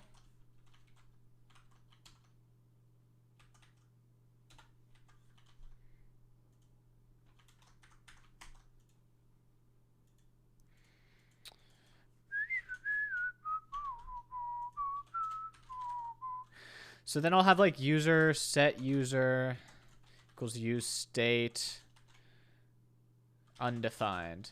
So this actually could be user or undefined if they're not logged in.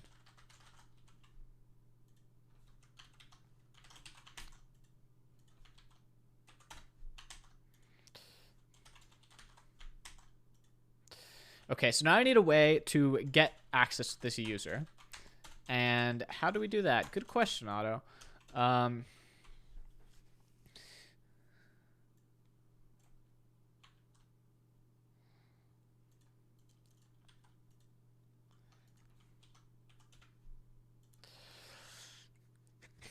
I do like get user?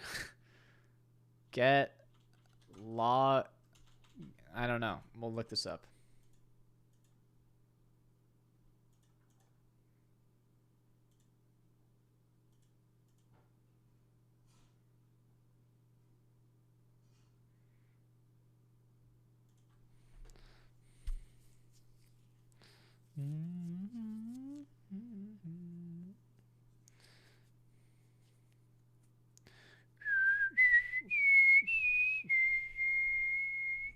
I wonder what the default is. Local? Wait, that doesn't make sense. Why would it be local? Or how could it be local if it already forgot my user?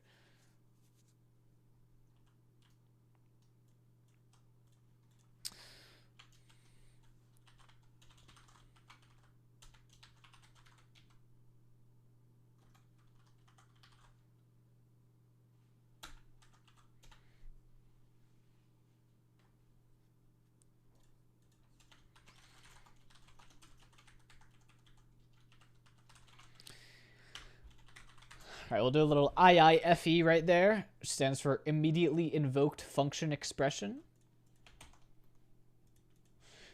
I learned that.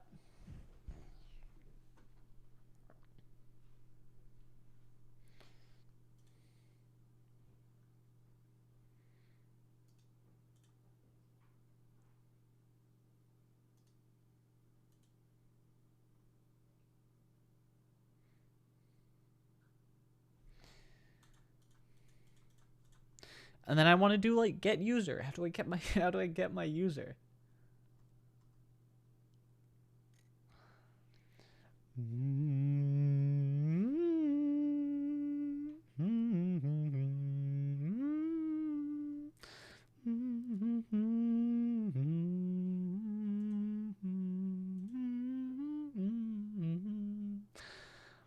Oh.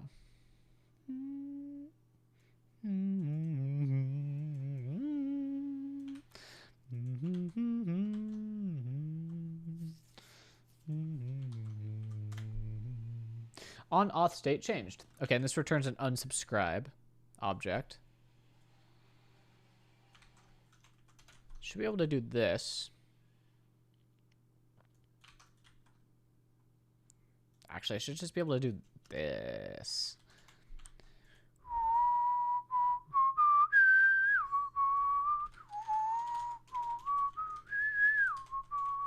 Speaking of unsubscribe, now's the perfect time to remind you guys that Twitch Prime is free, and you might have one because it's the new year now. So just give me a 5 seconds of your time. Check if you have a Twitch Prime available, and use it on me so I get free money.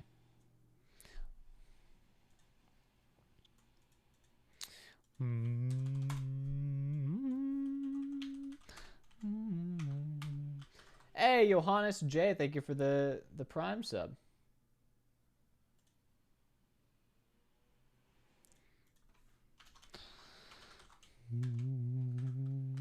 Okay, so this should be pretty easy. If user is defined, then we set user. I guess we just do set user user. Although I can't leak this object because it has like tokens and stuff in it. Tell Miley to use Prime. Who's Miley?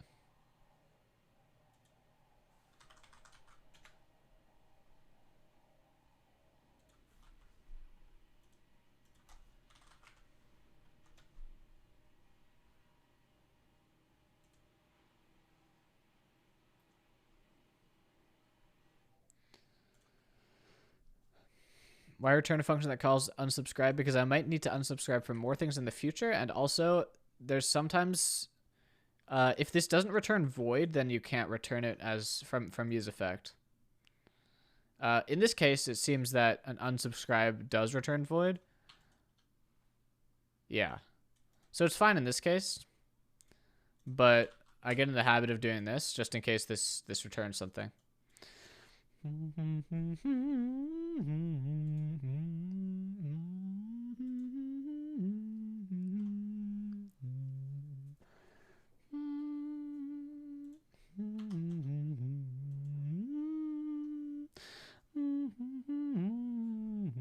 So then we'll also add like a login function here, which is going to be just a function that we call, and then const login equals, just do something quick and easy like this. What song should I play now? Fucking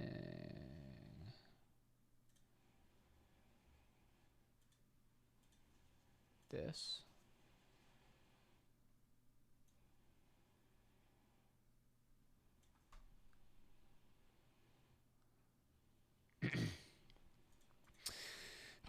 Okay, so login, what do I want to do when I get logged in? I want to do basically just this. I want to yoink this over to here.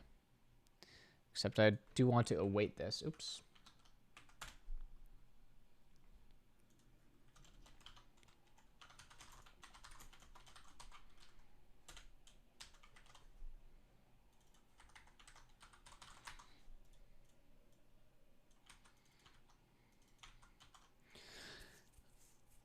What is this? It's an auth.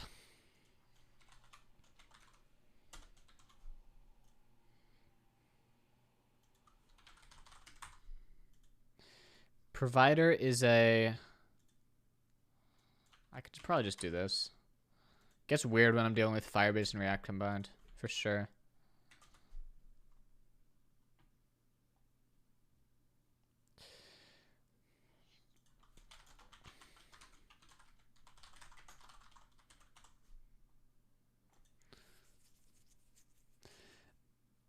I don't want to access the Google API, though, is the problem. I don't want to access the Google API.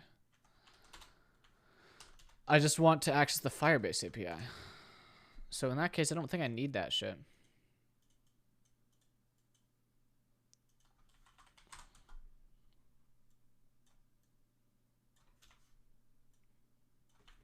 I'm going to comment that out. Do this. This is fine.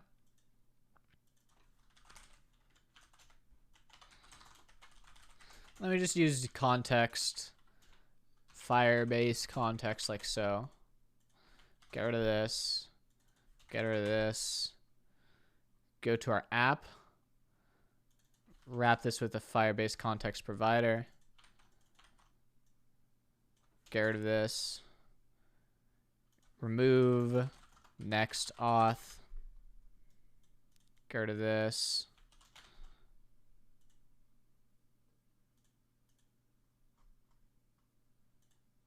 Get rid of this.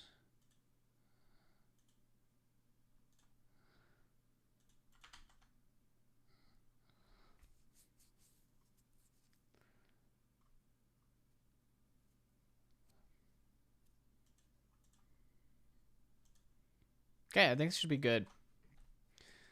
Do a little rebooty. I do want to now do user box. Okay, this is get rid of this, get rid of this. Oh, no, actually this is fine.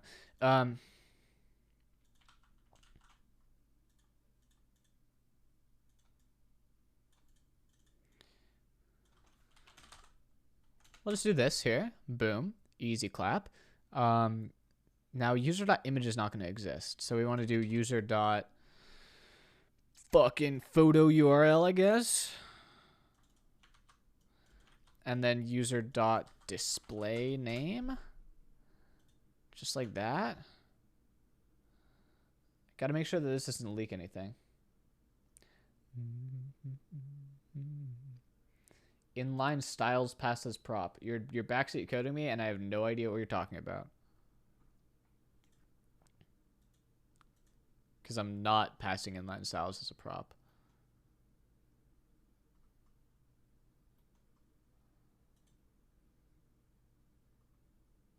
Bye. And me.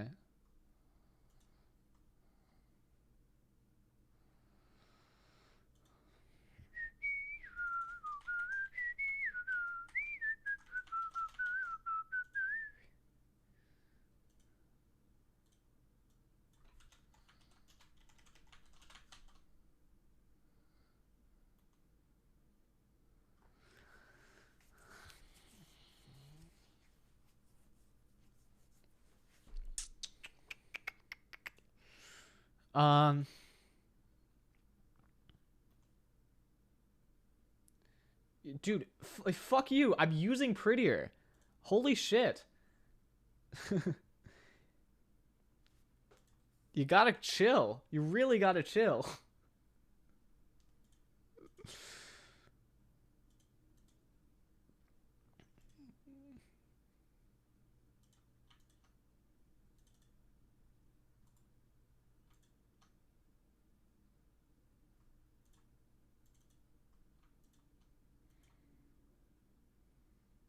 All right, we're gonna make sure that this doesn't leak anything. Log in. Boom. Okay, it didn't log in though, is the problem. Nothing happened when I did the login flow. But it did pop up the thingy.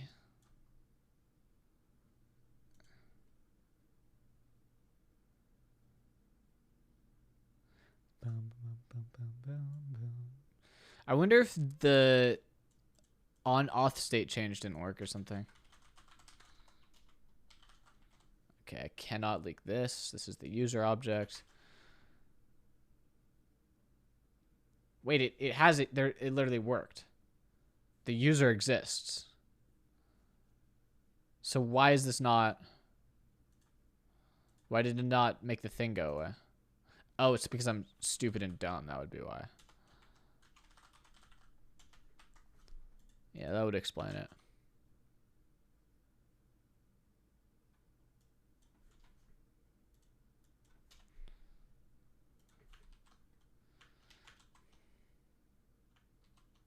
Let me actually see if there's any leaking in. Oh, yeah, there's just a fucking big access token there.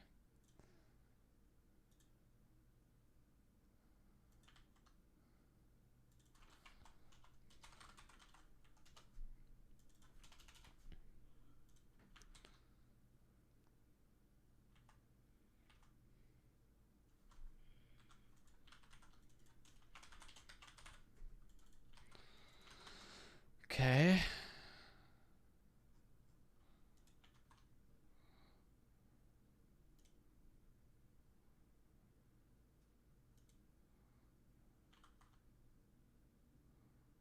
Okay. I just got to remove this console.log.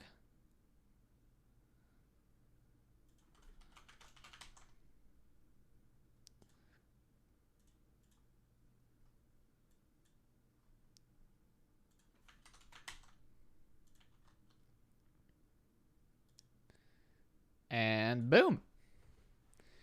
Logged in successfully.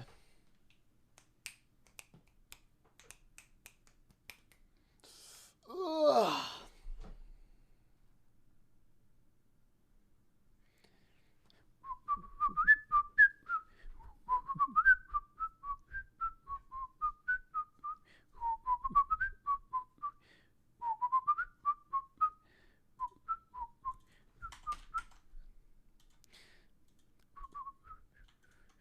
This user box could use a bit of margin.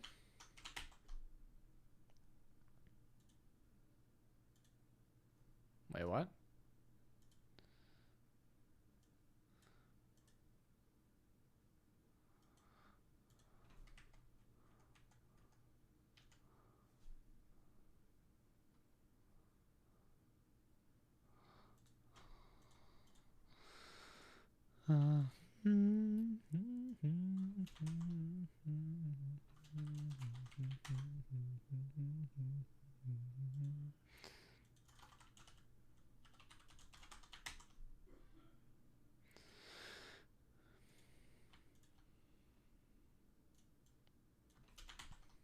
There we go, fixed.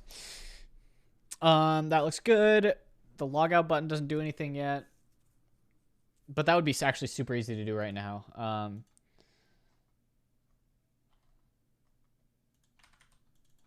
Log out. I'm sure there's like a really, really easy thing I can just do. Like await sign out. Yeah, exactly.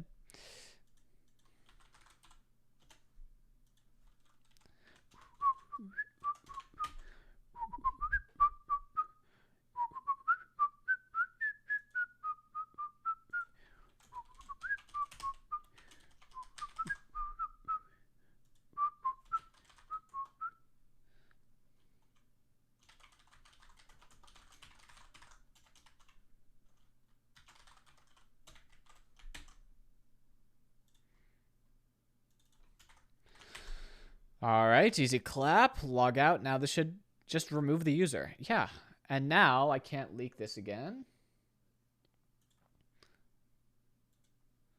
But if I press the login button and I click on my account,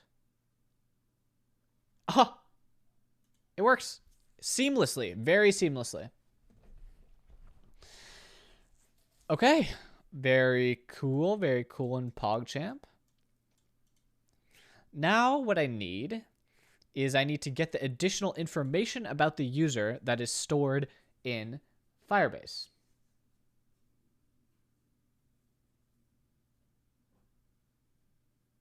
Which is like the maximum bid and that shit.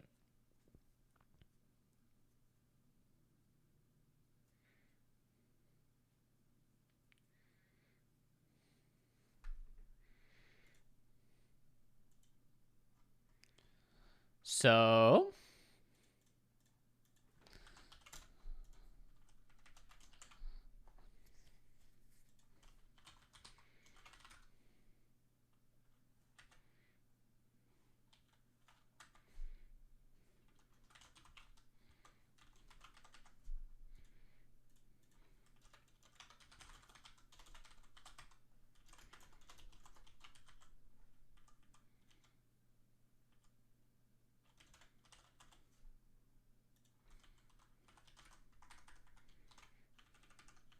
this is a little neat thing I just thought of.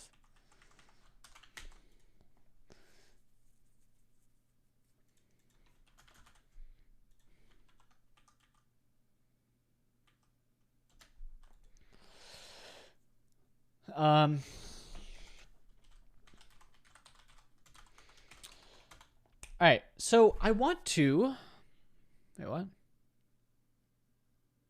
Oh, just a typo. I want to do something. What the fuck? Okay, we're good. We're good. We're good. I want to do something like I'm doing for the current bid, right? Current item right here, which is this. Yoinkies? No, I'll just copy it from the docs.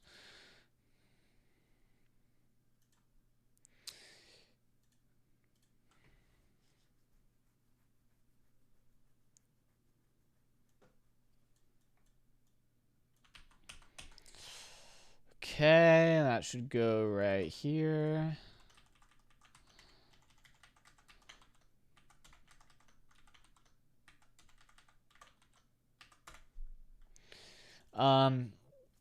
Users, and then now we need to know what our auth dot. Huh. This is gonna need to change. No, this is actually fine. Been a while since you've been here. I want to say thank you because you were the reason you got back to web development. Good luck, Stan Lackey. One of those is correct, hopefully.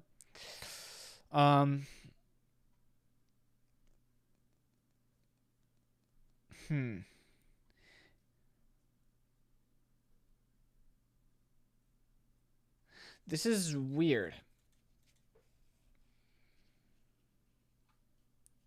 Because the object that I'm listening to needs to be different based on what the logged in user is. So in fact, oh, this is stupid.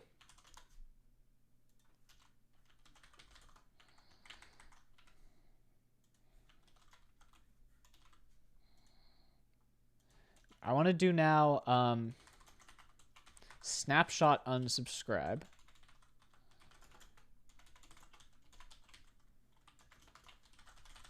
Something like this, right? So far, you following? Get rid of this.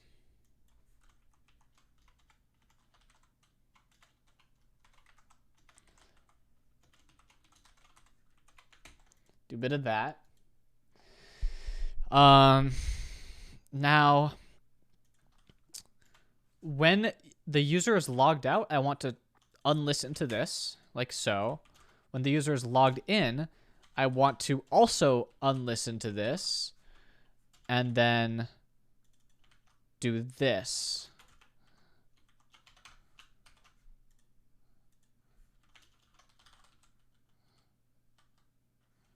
UID.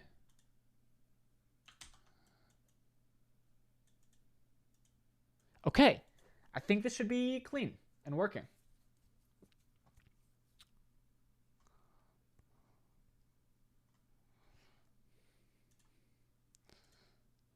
Current data undefined. Okay, I think that's expected because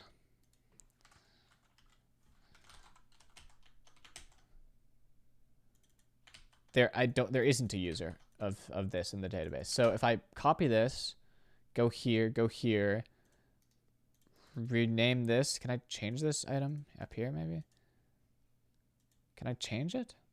Is it impossible to change? I guess I'll just add a new one. Max bid 10. Delete you. Fucking Firebase is so cool. Yeah. And so now we got the max bid number. That is... I'm going to use this more often, I can guarantee, in the future. Because this is just so easy to do.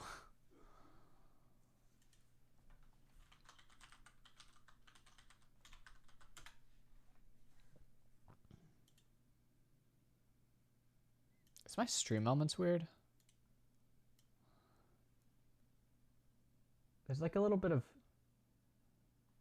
border around that for some reason.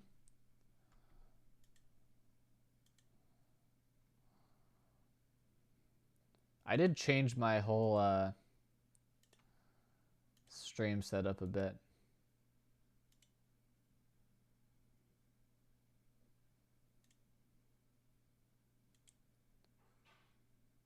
yeah, there's this text stroke around it for some reason.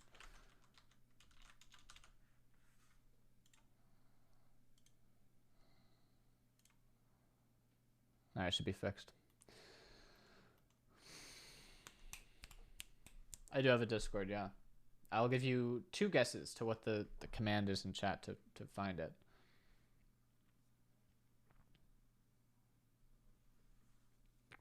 I guess you don't get any guesses.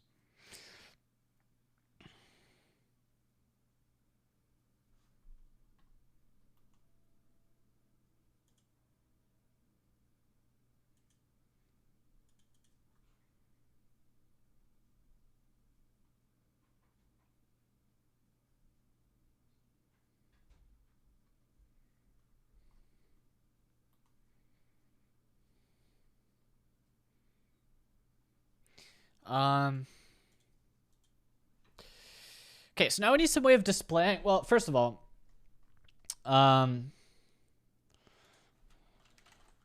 export interface user extends Firebase user. And then we want to add this max bid as a number onto it. And we'll put anything else we need onto there, right?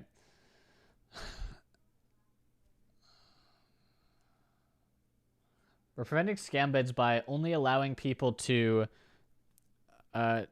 basically there's like a ticket system. You can, if you want to bid $10,000, you have to donate $1,000 first before you're able to bid that amount.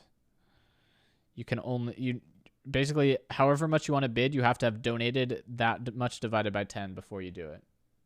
That's how we prevent them.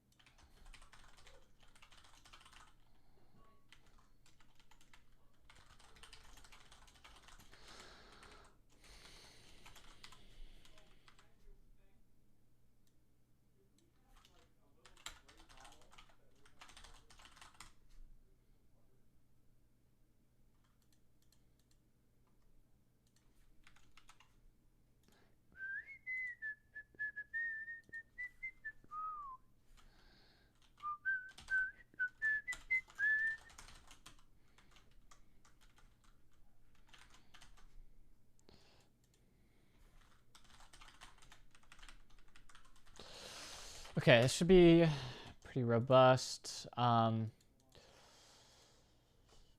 want to do here set user data undefined, and then set user data doc.data as user data. Set user data undefined here. And then the user would be Firebase user data is user data.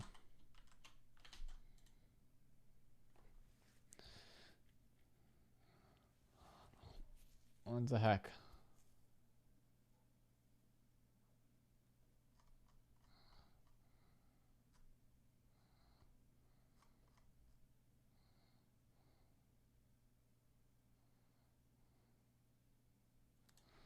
I guess I need to do Firebase user question mark colon undefined. All right, that should be good. All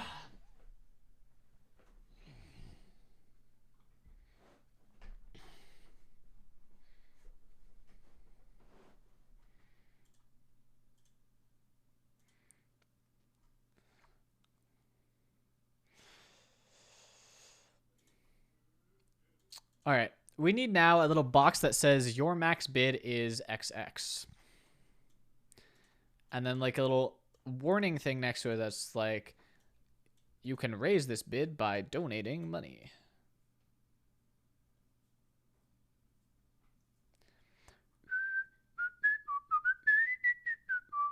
You didn't quite get that code? You want me to explain it to you? I can, if you really need that.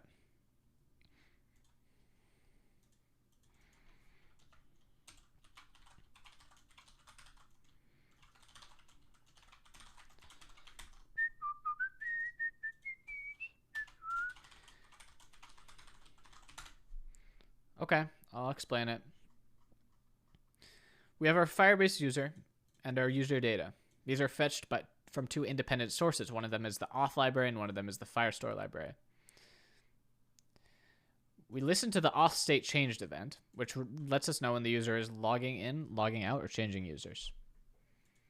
When it changes, if we're logging into an account, we set that account as the Firebase user. We clear the old user data. We unlisten to the old database entry, the Firestore entry of the user data, and then we subscribe to a new snapshot event for the user data, right? And then when that snapshot goes through, we set our user data for the new user to whatever this is. But I don't need to clear it because this is going to be old user data. I don't want to have, for a split second, it say you're logged in as this user and have the wrong max bid displayed. This is asynchronous.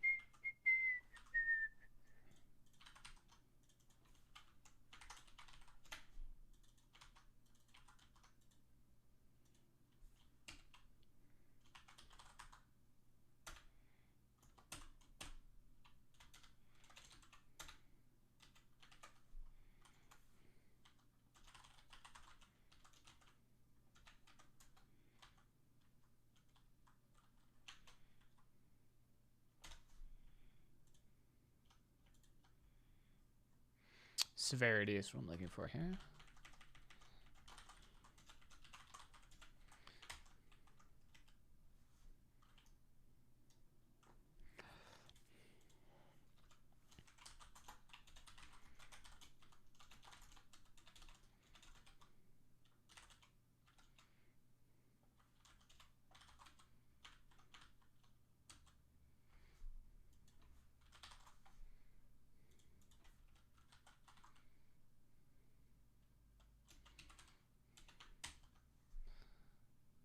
Uh-oh.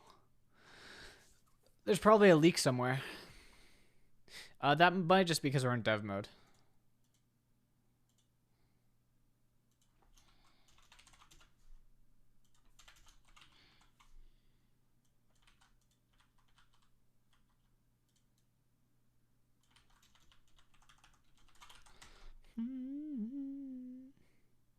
Nope. Okay, that's very weird.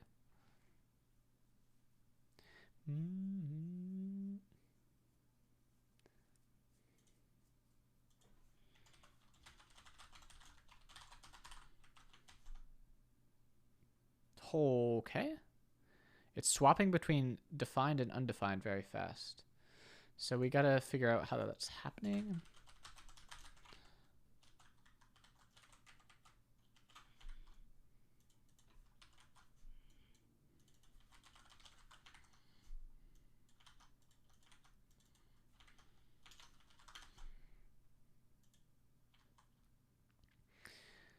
It's constantly calling the logged in event.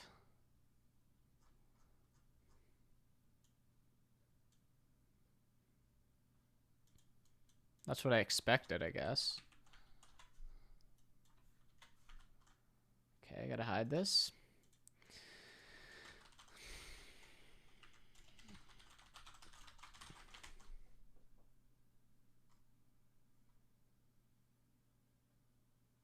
Why would this be happening? Hello?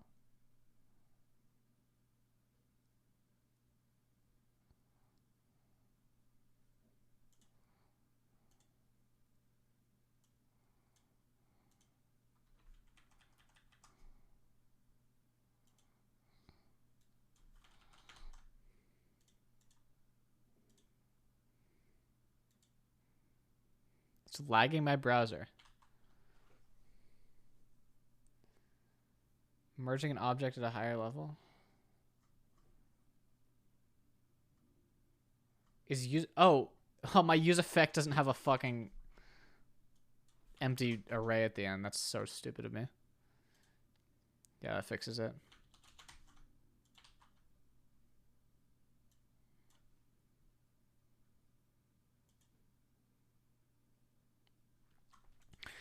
All right, there we go. Yeah, I just left this out. As always, it's something simple. Okay, this is looking kind of too yellow. So we're gonna, like, is this even readable?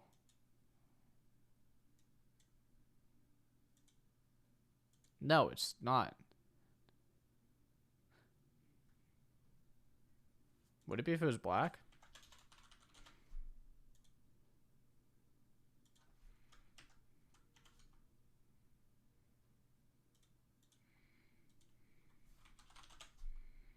Yes. Yeah, that is very readable. I don't know how it automatically chose it to be white, but we will just do...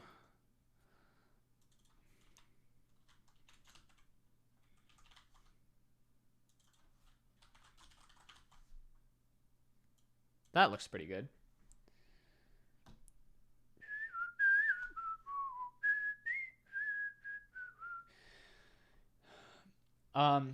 It makes sense for how use effect works. I'd prefer if use effect just had no, like, it didn't allow you to have a pass nothing to it. Want me to explain that bug? It was a stupid bug. It was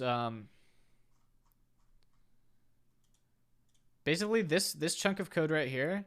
I want to only run when the app starts, because this is like setting up all of the authentication stuff. It's listening to getting logged in or logged out. This should only run once. And how you make something run once is you put an empty array in here. But I just left that out, which means that it runs every single time that the user interface changes, right? And so I just fixed that. How I tracked down the bug, I put a console.log in here, and I saw that this was getting called a bunch of times. And since the auth state is probably not changing that much, this whole thing must be being called multiple times. And then I just checked it. Anyway, this looks pretty good. I do want to do a little bit of like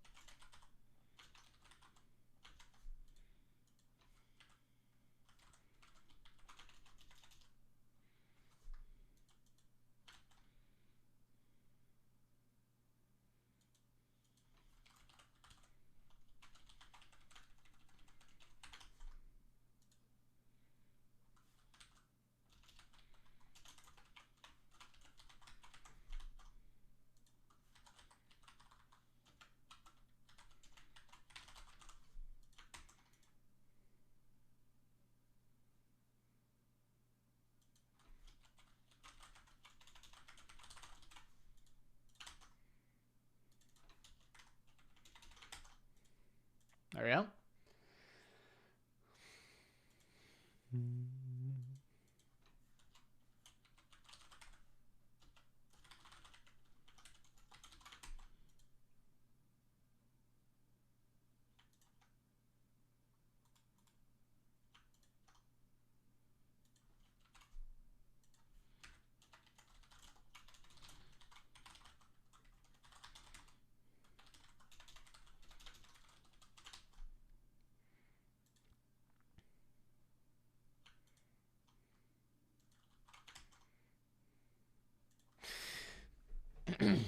All right, so now I believe I can just do this. Change this to like 1,000. And then it automatically puts a comma in.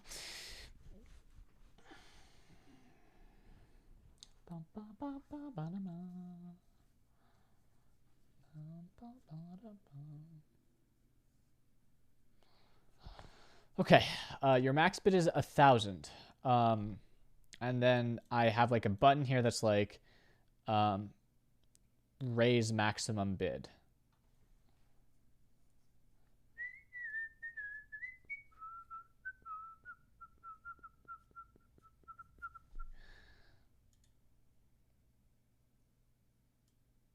And also I should probably make this more clear.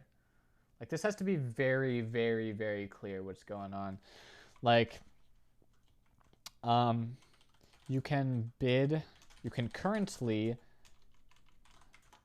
bid a maximum of on any single item. Like, is that better or is it too verbose?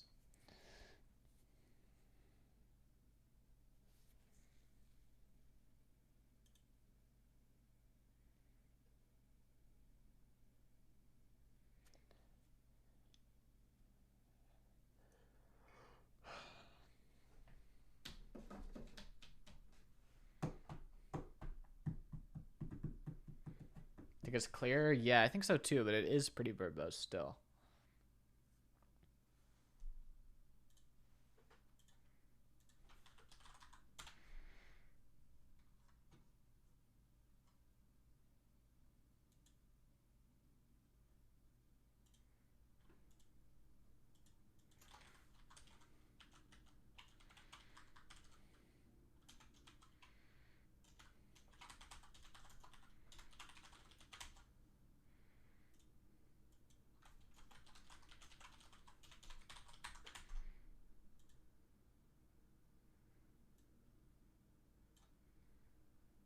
Okay, it can't be this big, obviously.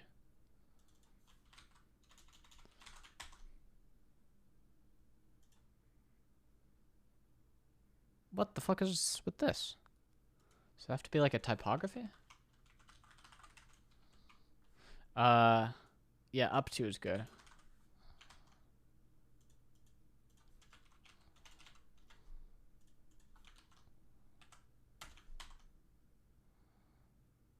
No, now this is like off-centered. What?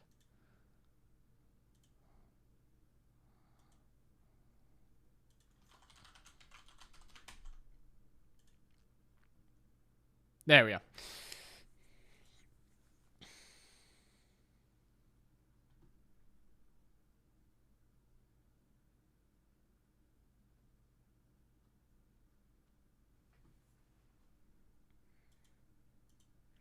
I feel like this button should be like outlined as well, at least.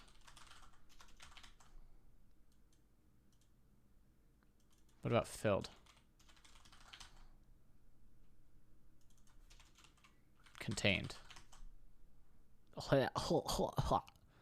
Excuse me?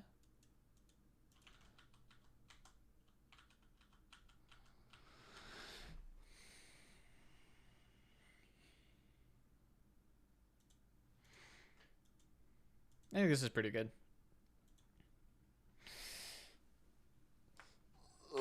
Okay, so now what I want to do is when you click this, it should open up a dialog box, right? And that dialog box should have a little widget in it that looks like this. Let me actually configure this real quick.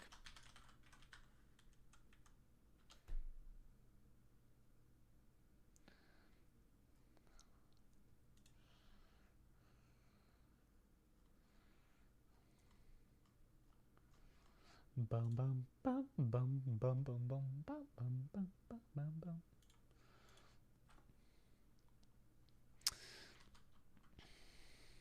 There we go. Put a money in. Boom. All this shit.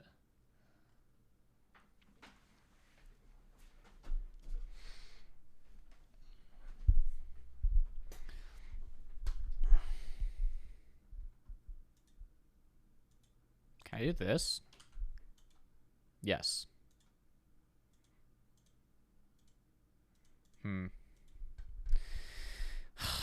I know we can disable this, and then it costs us 1% of everything.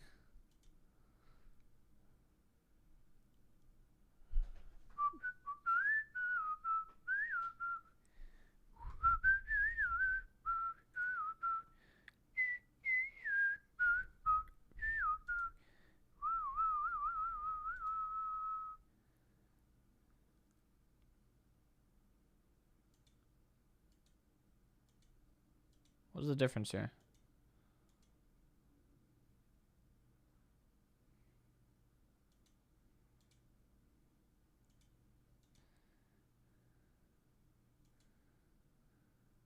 That's weird.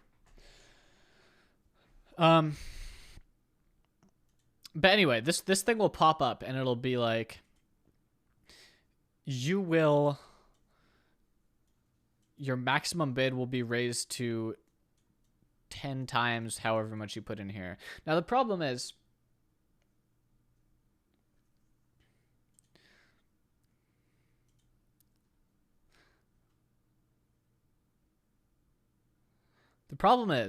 that this whole thing is inside an iframe, which means I can't access what they type into this box. It would be very nice if I could do that. I would be like, your maximum bid will be raised to, and then it'll automatically pull this, and it'll be like 10,000. Thank you for the Prime Gaming subscription, X-Nubs. Appreciate it.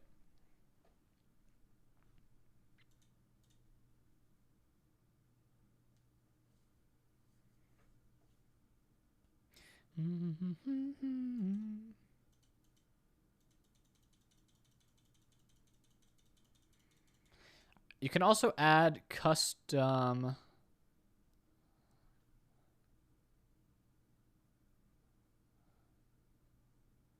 fields.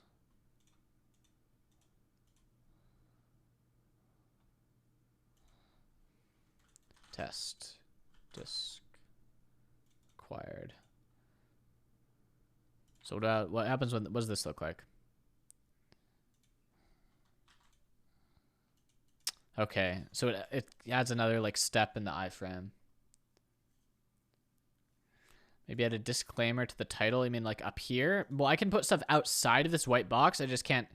I can't see what's inside of it. That's the problem. And it would be very nice if I could.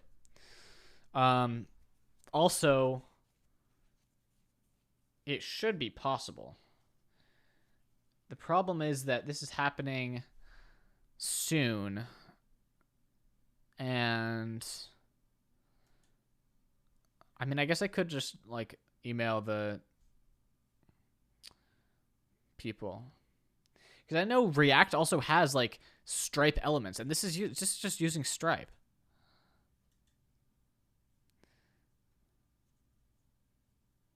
The other thing would be like maybe it pre-fills something in here.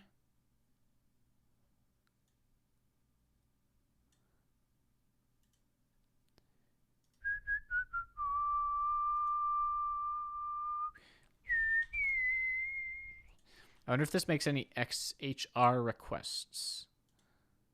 No, just a Stripe request.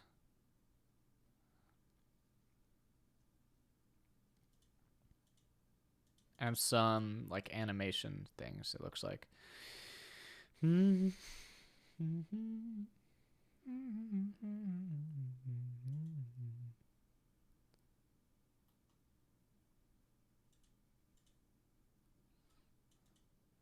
So there's nothing. This is being statically rendered, it looks like. Server-side rendered. Can I disable this add a message shit as well?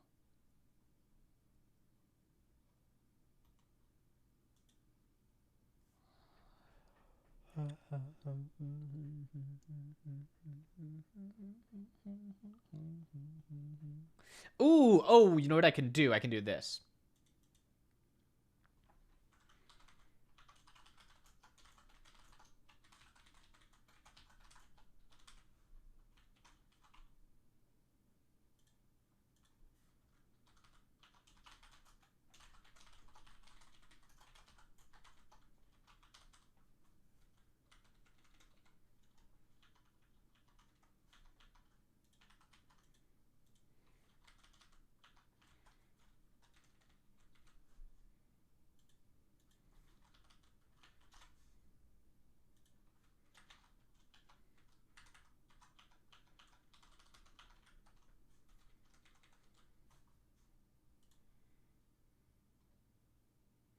Recycle, thank you for the 17 months of subbage.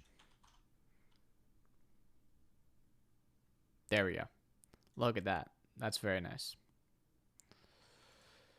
And then other, it's very clear that if you put in the amount, it'll raise it to 10 times that.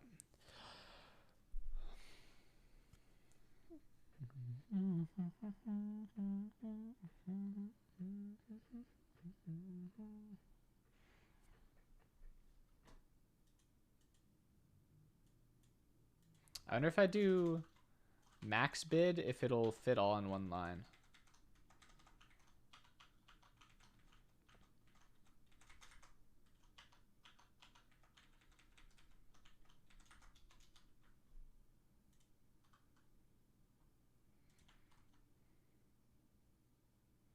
It does, but that doesn't actually make it look better.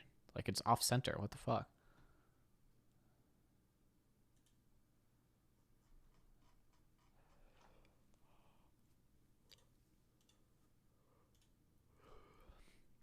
Additional description. I don't need any of that, I believe. Delete that.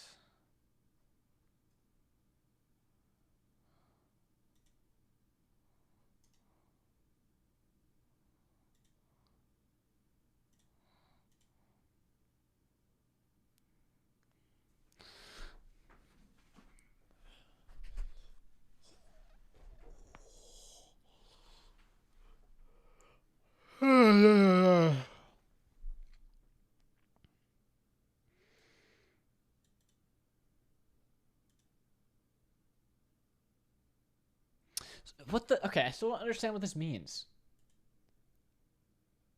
If they uncheck this, does it make us pay the fees? Like, why do they have the permission to just do that?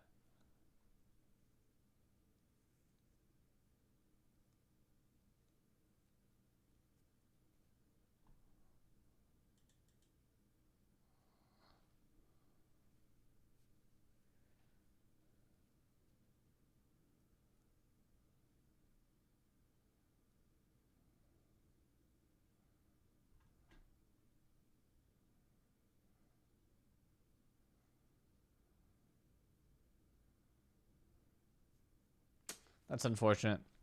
Well, whatever. That's bad design. Why does this happen? Kind of cringe of you, Give Butter. Maybe I should switch to something else.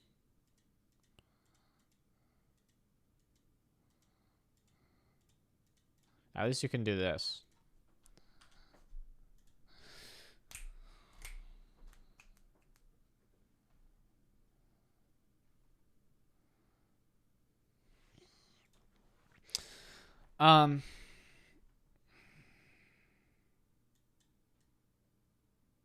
Well, actually, I could probably just disable this.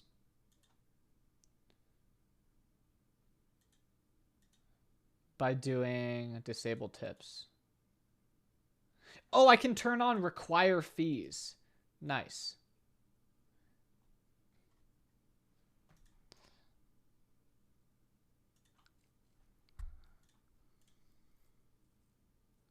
Oh, there we go. Now everything's gone. You can just press enter. Okay. Pog champ. Now what?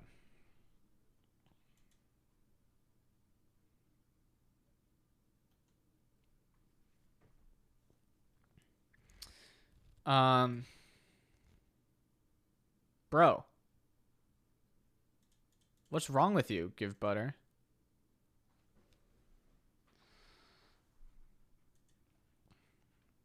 $20 fees is not that much when it's $500.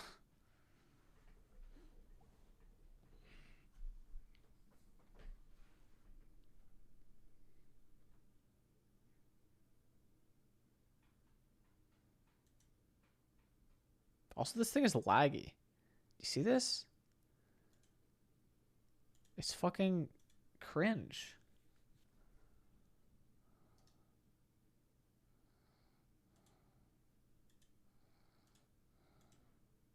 It's even laggy here.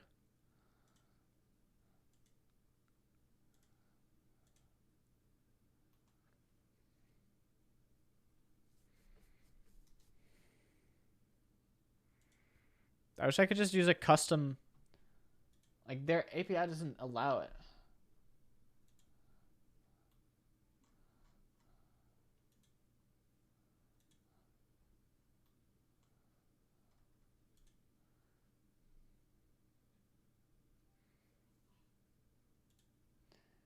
And before some margin / padding left.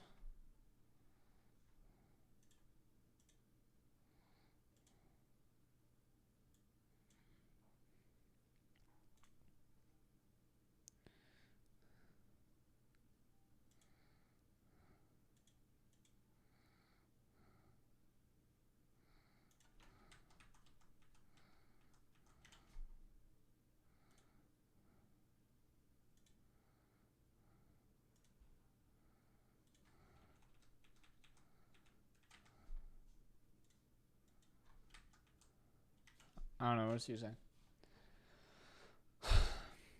What? Of course their cost increases. 71 cents. It's like it's 3% or something. Anyway, where were we before I got into this rabbit hole? We were here. When you press this button, this box should show up in a pop-up, and it should be like, yo.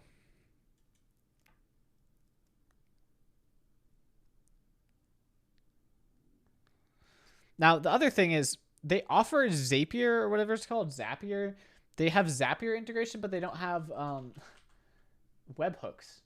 They don't have just like webhooks in their API. So the question is there a Zapier integration for Firebase? There is. Okay. That's kind of cool then, actually, because I was worried I would have to like make an API route and send a webhook event out.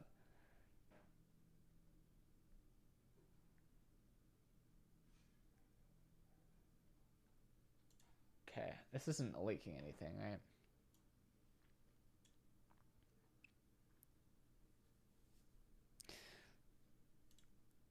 Create Cloud Firestore document. Create... Wait. This is garbage. I guess I have to create a new document.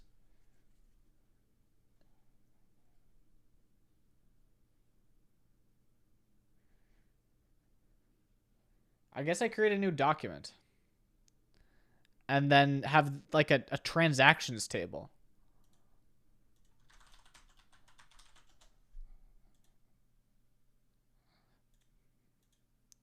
And then this would have like a UID. And then an amount.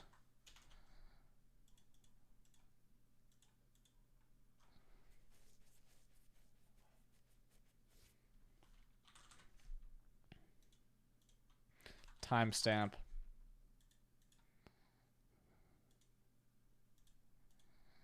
Why do I need to put this shit in? Just let me create something that doesn't have a thing in it already.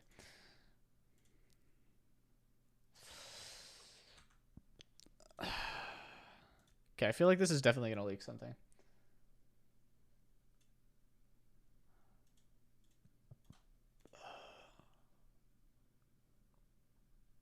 Yeah.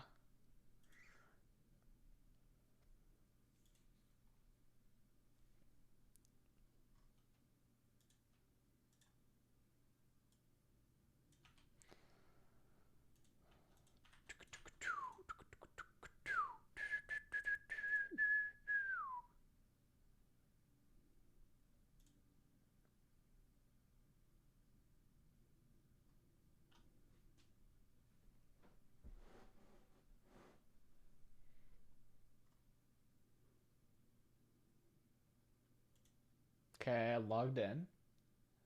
Collection.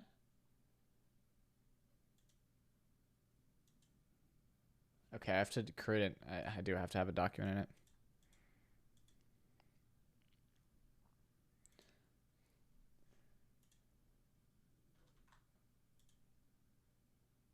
Transactions. Convert numerics.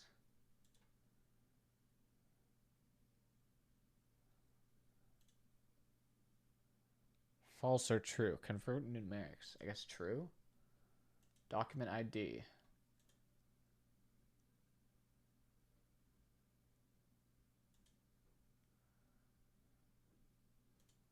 Huh. Here's the question.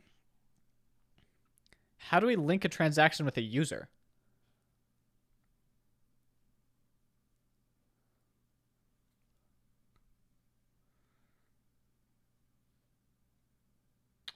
That's actually bad. I don't know. I don't know how to go about doing that.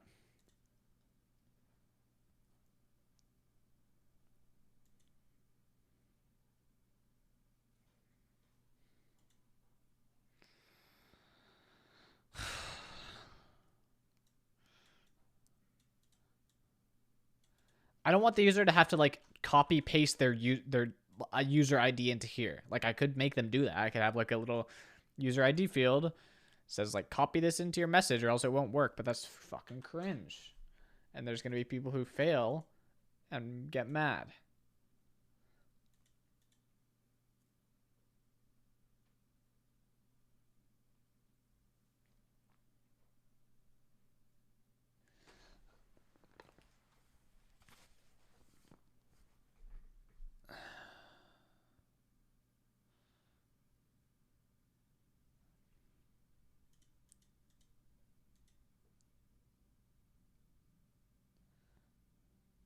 I can't auto append anything to this because it's an iframe.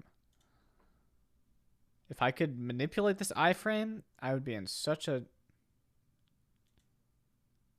The fuck? If you put 0, it just skips to the end.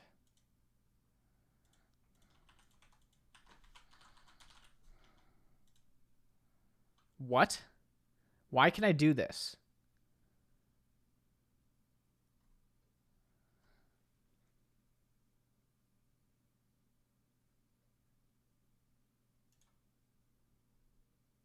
That created a fucking transaction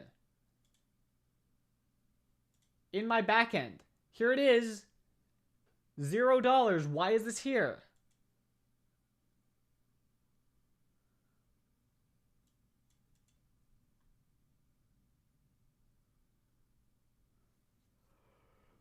Fucking...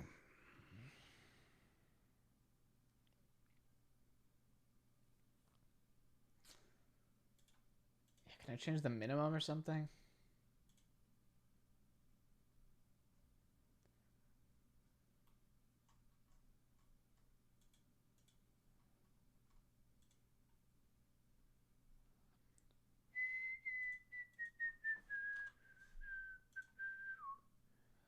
Okay, I think I might have done it.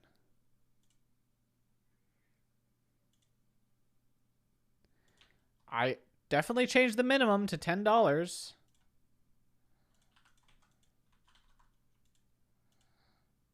That definitely worked. Did I not save? Save. It's definitely letting me do this. The selected amount is invalid. $10. You fucking cringe ass piece of shit. Give butter?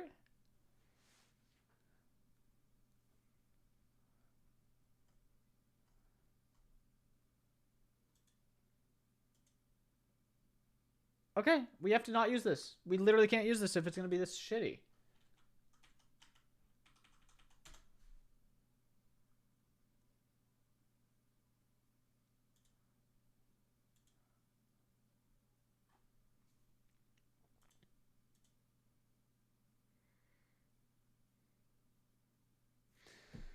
Okay, Tiltify.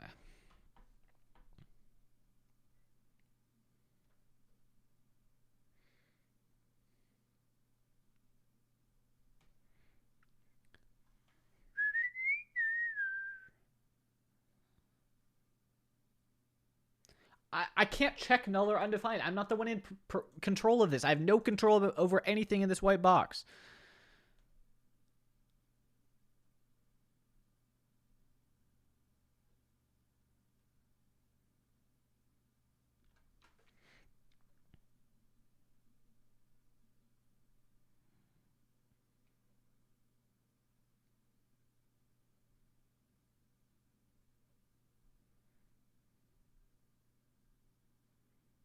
Come on, fucking Gmail.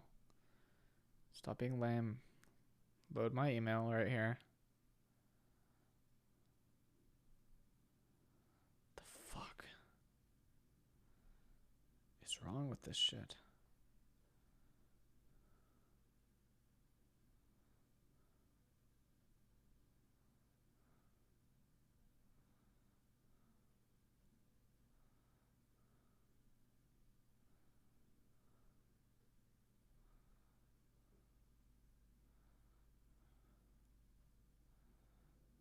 Confirm my account, please.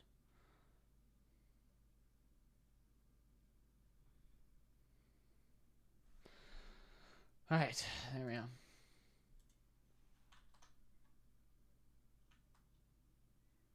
I did verify my email, Tiltify. Are you being cringe?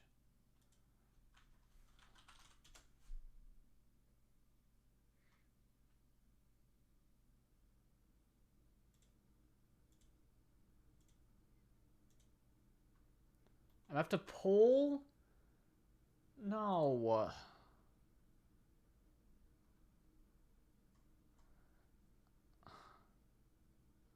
That's even worse.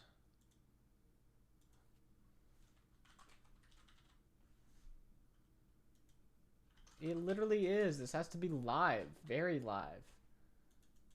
It's on stream.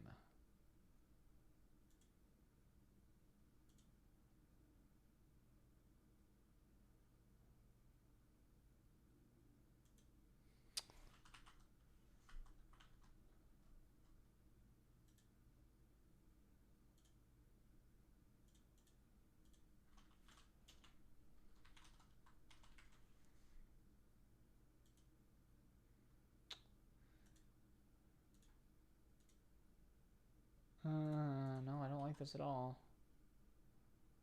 Also, it's not sending me a verification email.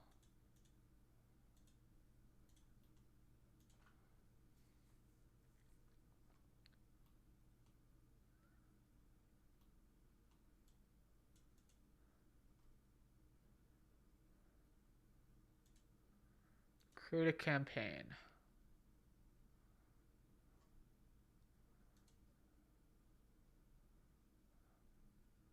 Okay, I don't even know what... Man, this is even more cringe, honestly.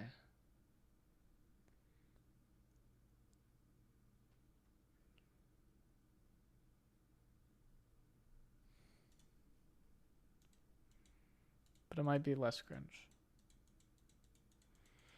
I wonder if I can extract the Stripe public key from this.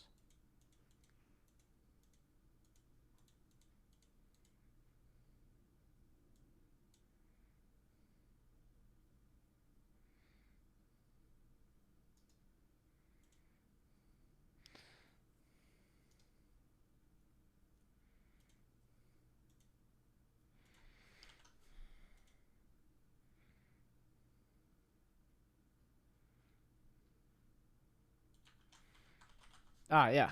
Okay, here's the Stripe stuff. PayPal stuff, PayPal stuff, PayPal stuff. Okay.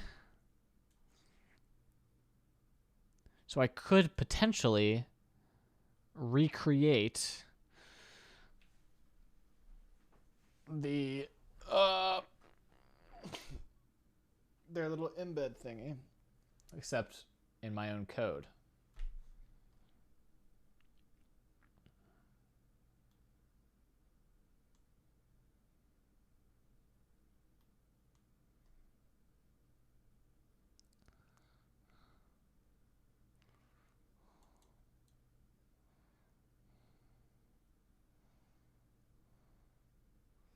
It's a lot of JSON.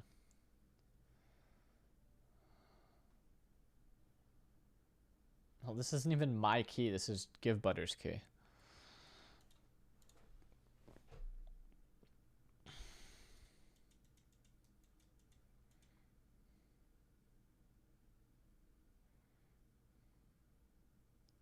Yeah, this is using Stripe.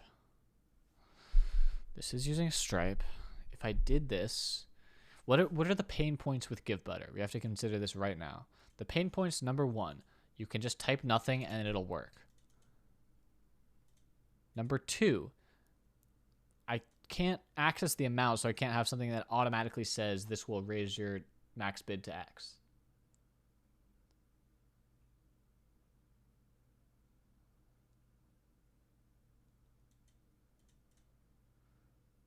Dude, you're being stupid, Sammy Nammy. This isn't even dev mode. This is just their embed. Nothing about this is dev mode. Nothing about this is their API. It's the Stripe API.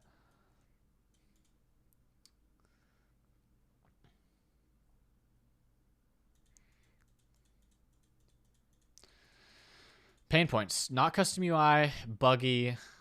That's it. Oh yeah, no auth connection, which is even a bigger. It's an even bigger one. So this would solve all three of those, and then there would be no pain points left.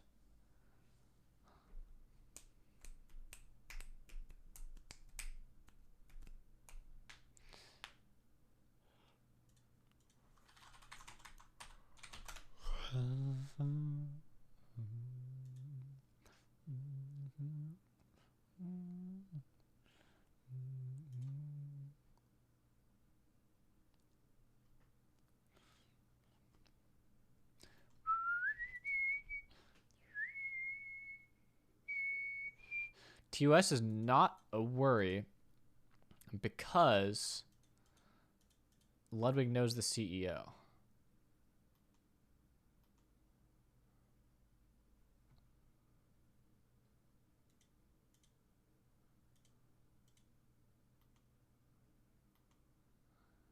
Can I make them fix this shit? Well, the problem is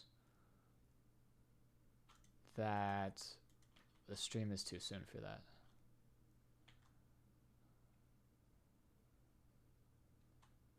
It's not Stripe, it's GiveButter.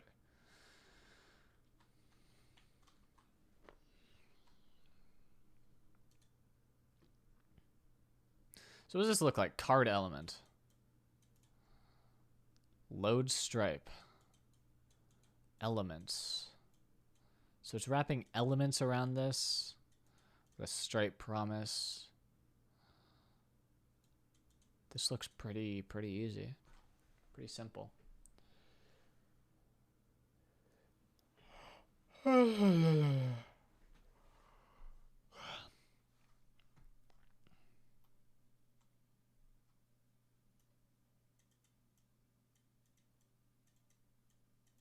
Only problem is how we're going to integrate with the GiveButter API.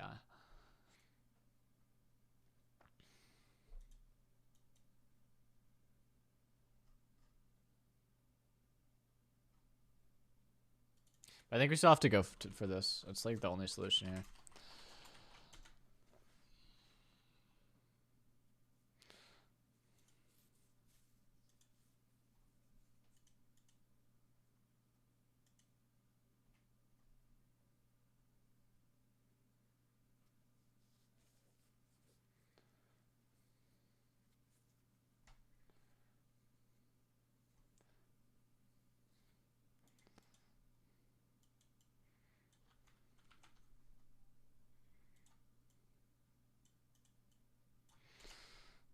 So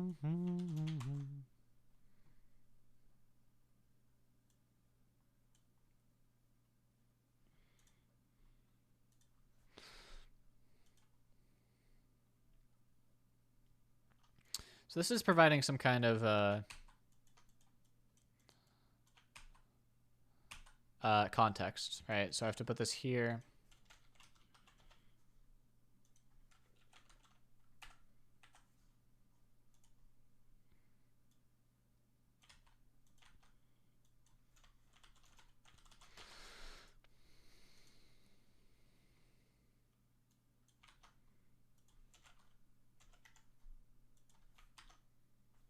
Load stripe. What is load stripe?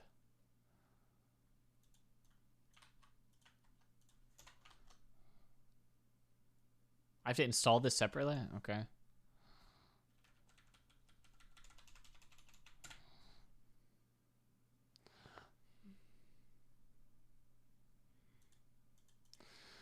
Okay, and then we just yoink their private key or public key.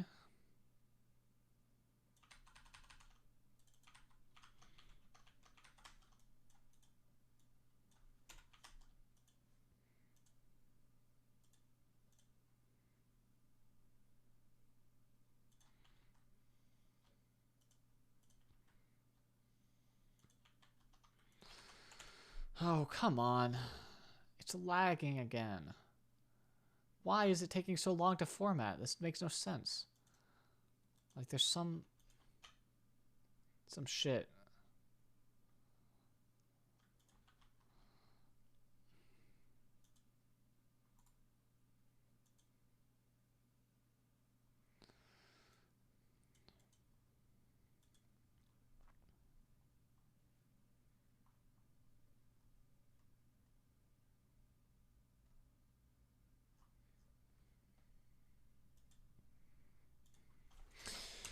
Okay, we'll do something like let's make a dialogue. Raise a maximum bid. And then dialogue content. Is this being, yeah, okay. And then we get like a card element.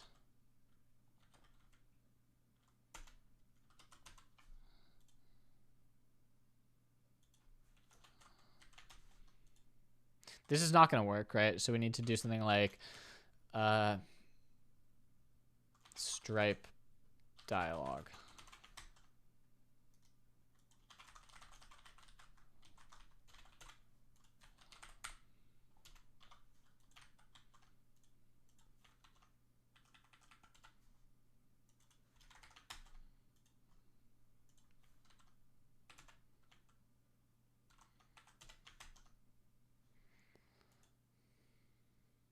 Okay.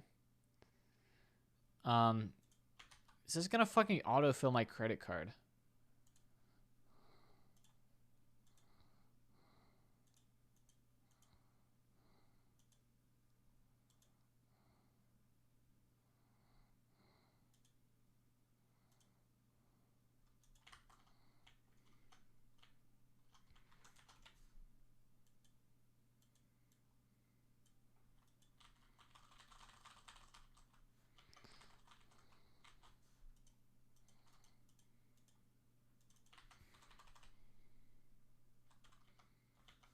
Okay. Turn that off. So this is like, it's kind of weirdly styled. It looks like it wants to be on a white background or something.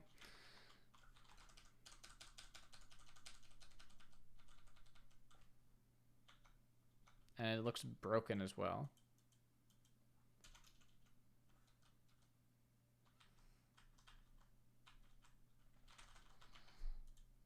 Looks like it wants to be on like a wider area. Can I do like size on my dialogue?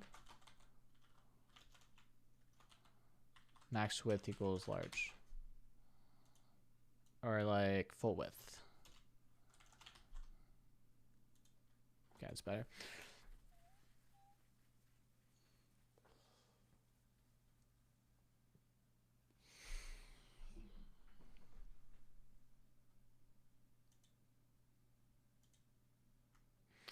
Okay, how do you style these elements then?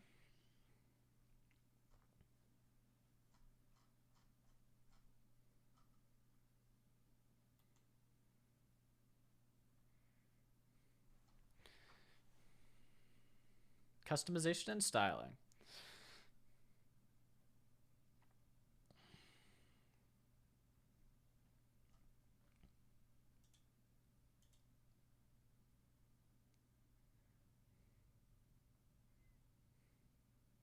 These are all inside iframes. That's kind of interesting.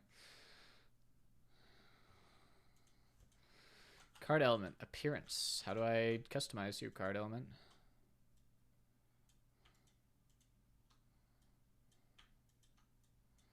Options. Probably options then?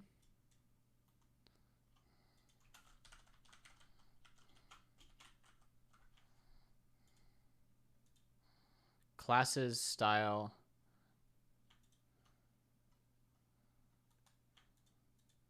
Huh. So this is like post messaging CSS to the iframe or something?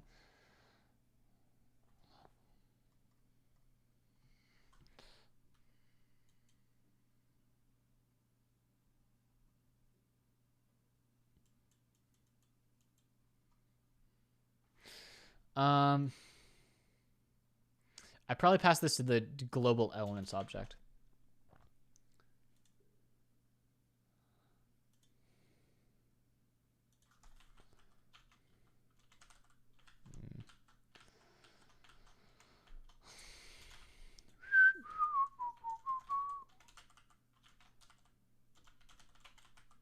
Appearance, night. Appearance should be an object. Oh. Theme, night.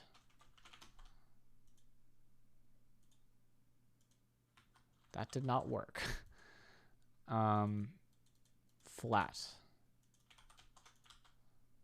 I have to reload the page.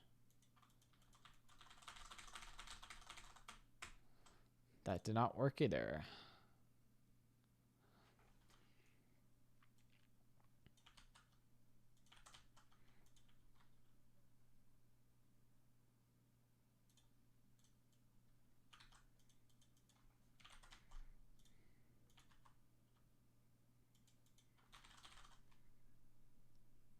What is going on?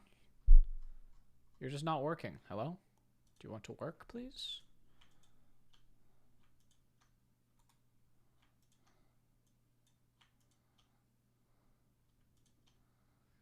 Fonts, locale, appearance. Stripe, night, flat, none. Got a bunch of shit here. No, you don't have to import CSS anymore. This is their library.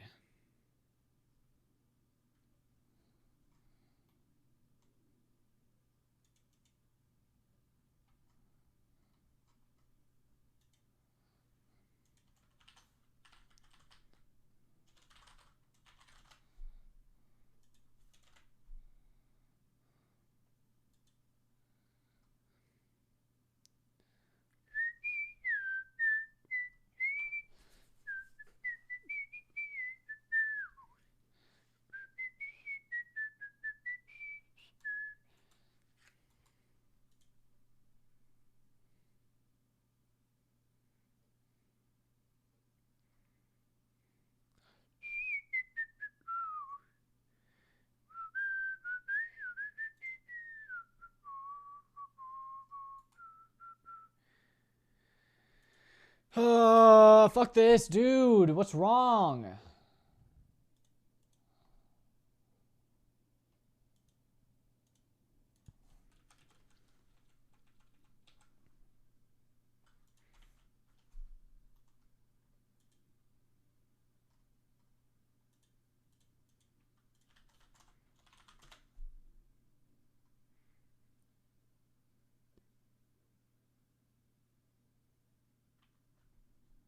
Flat. Flat? Where does it say flat in here?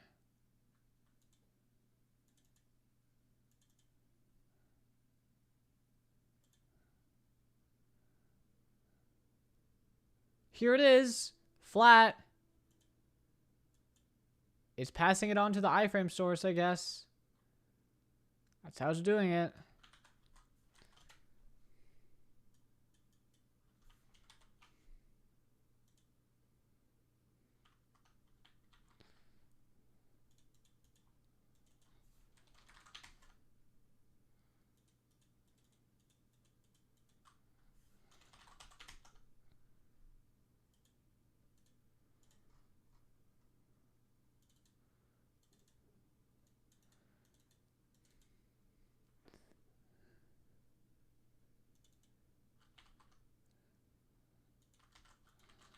I'm...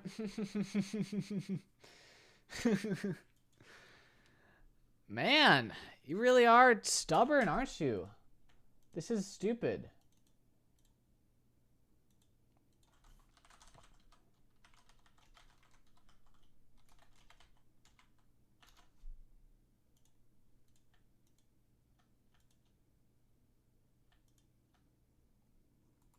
That's not it. No, that's not what I want. What about hide icon? Does that work? That works.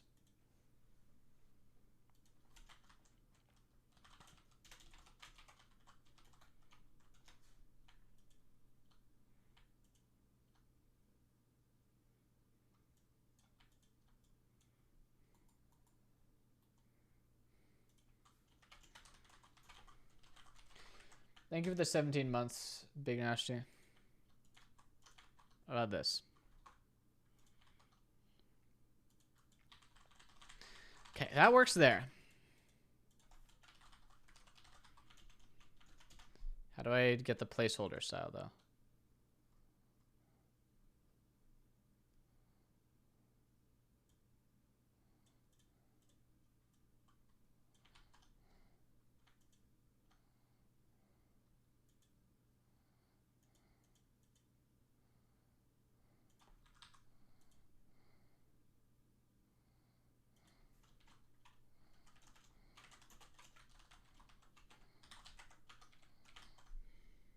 Okay.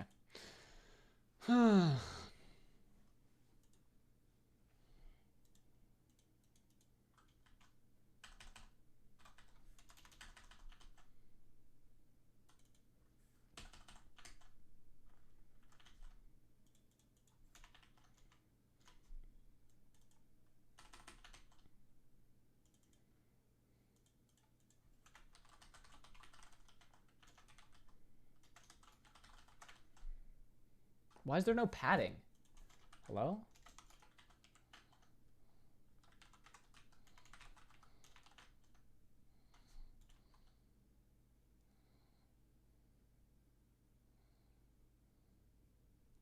Now it's just not loading. Nice. Nice. Oh, it's crashing my whole browser. Very cool. I'm going to get some food, chat. I'll be back. Let's see if this hits the corner while I'm gone.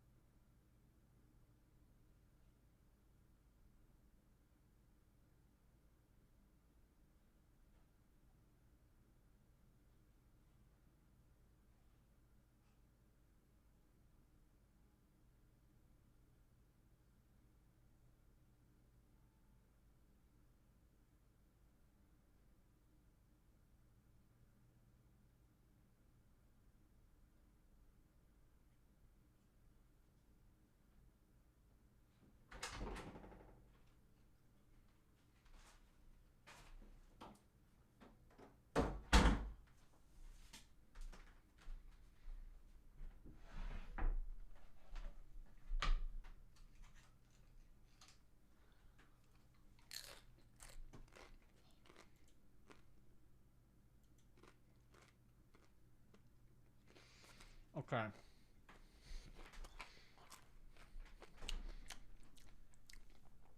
You hit the corner. Oh, my bro! I can't see this. I can't see chat because it crashed my entirety of Firefox.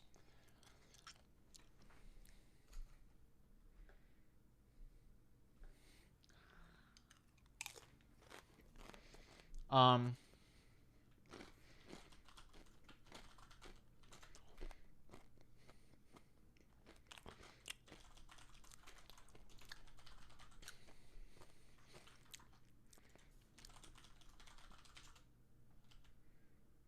What?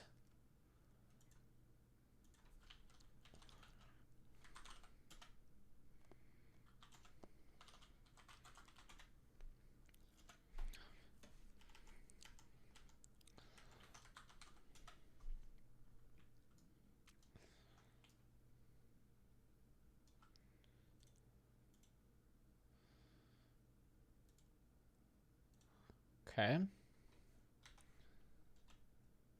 There we go.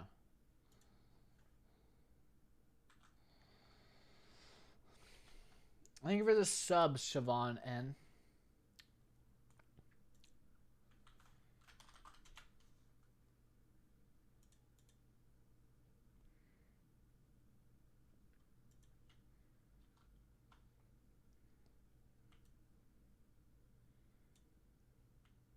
Okay, back to chat again.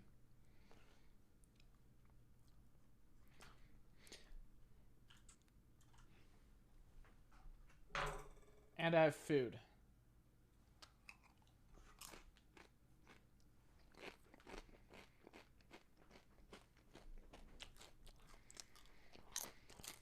Okay.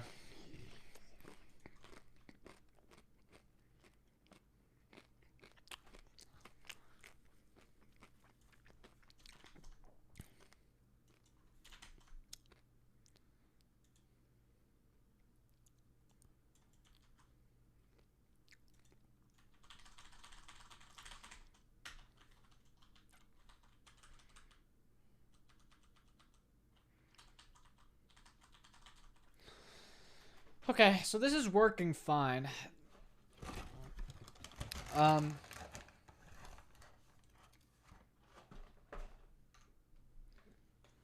The question is,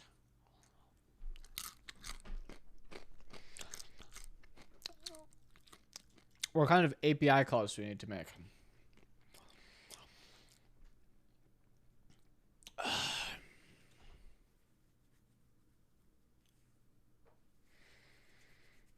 Because I can do something like this, right?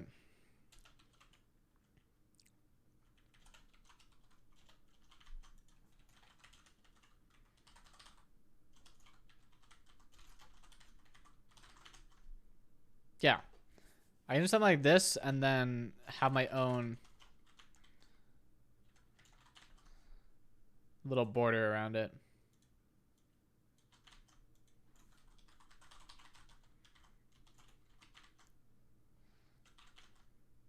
Like that. And that looks fine.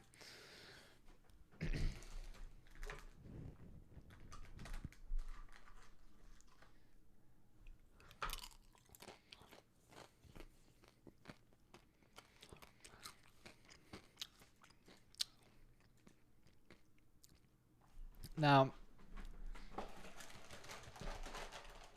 oh, I didn't bring enough crackers.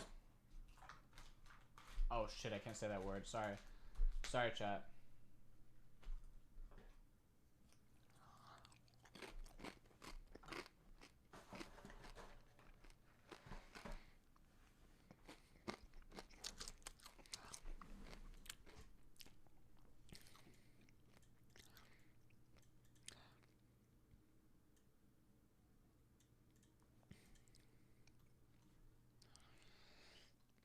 Let's get a sense from this of what we need.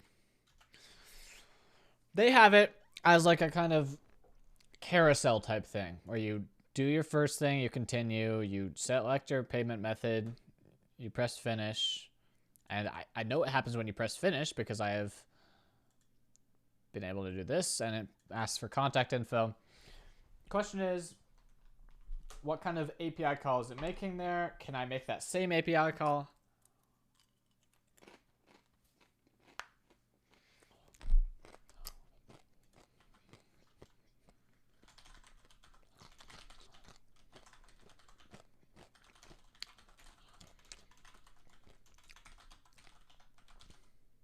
Can I do this? Like, does it not have any verification at all? Also, we're gonna hide this just in case there's any leaks. But I'm gonna send a. I'm gonna look at the network requests when I finish this.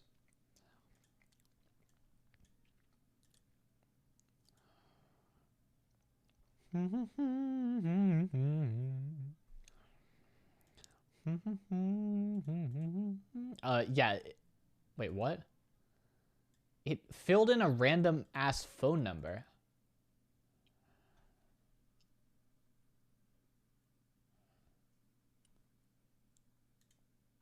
It filled in. This isn't what I typed. I actually submitted phone, literally. The response, number. Maybe that's not the phone number. 2, 3, 4, 5, 6. There, it looks like a phone number to me. Anyone want to try calling that? See what happens.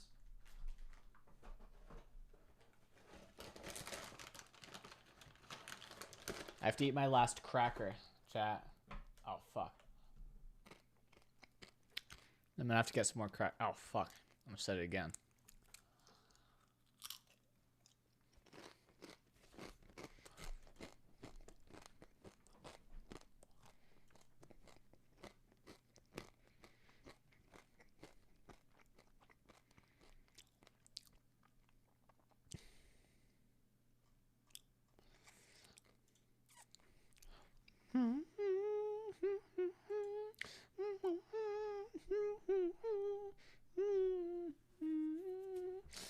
All right, let me see something quick.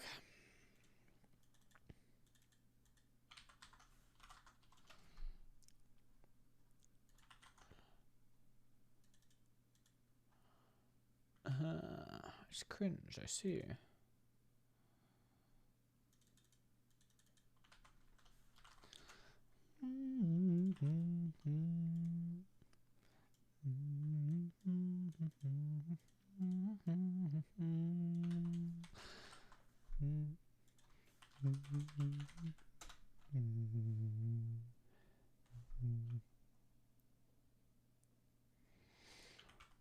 Oops. Okay.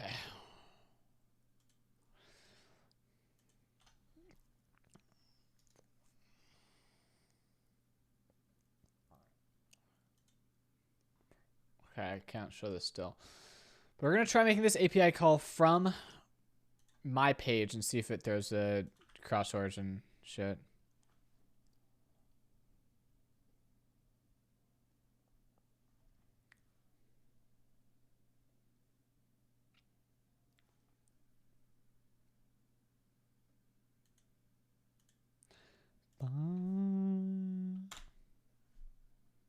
Cross-origin policy. Fuck.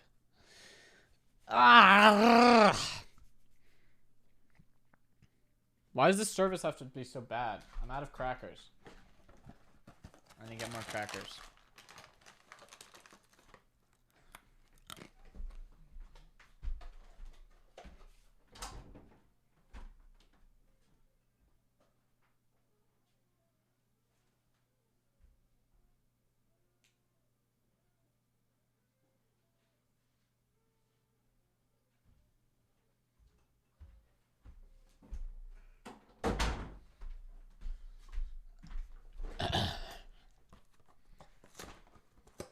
Multigrain, gluten-free rice crackers.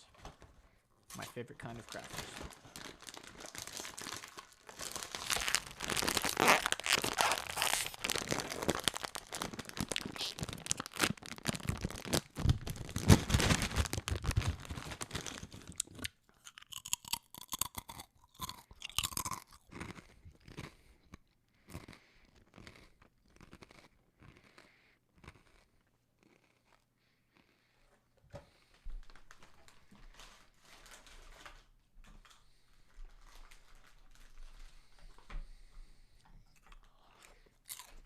Okay.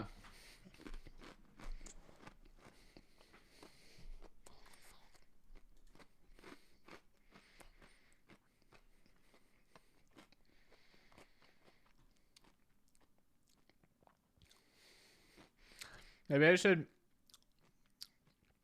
email the CEO or whoever.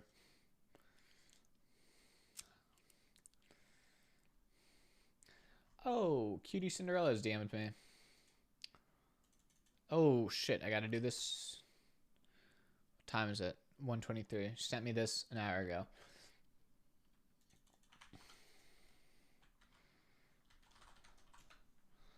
One second, chat.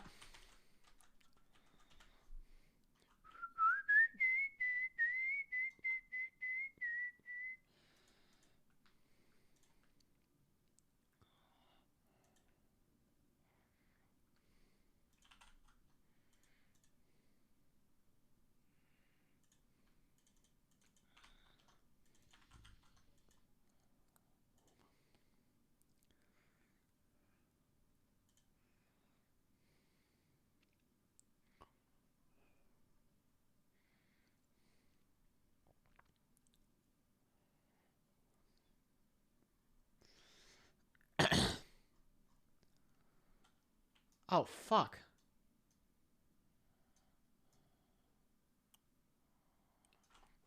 It's, I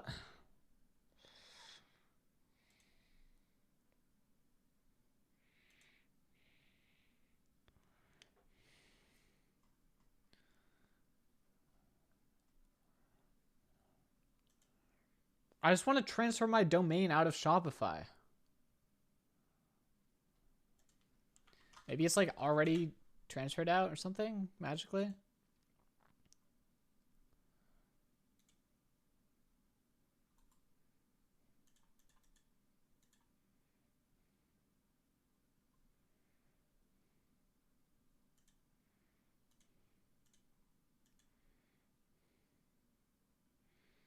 Oh, I should show you guys this thing I made a month ago.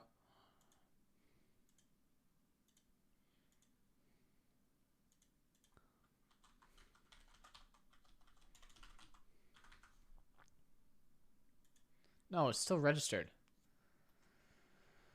Well, fix that later. Look at this thing, chat. It's a thing for people who have perfect pitch and want to train their pitchiness. And what it does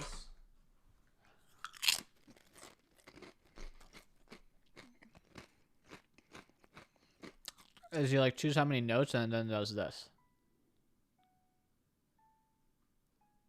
I have to go like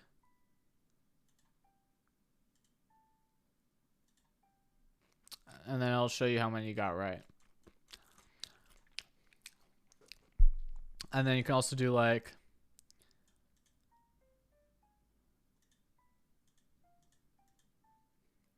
that, and then you can do like this.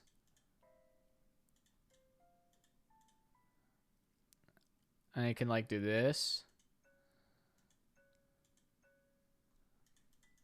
And then it's impossible unless you have perfect pitch. Anyway, it's pretty cool. If you guys want to use it, you can. Here's the link.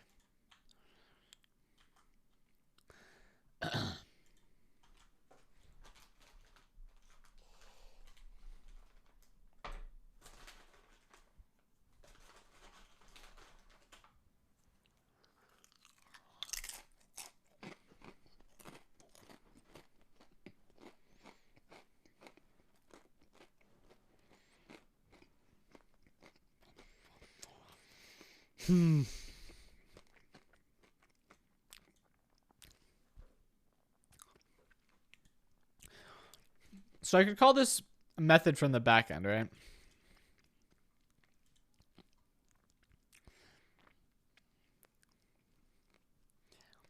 I don't know if that would work though, because there's like CSRF tokens.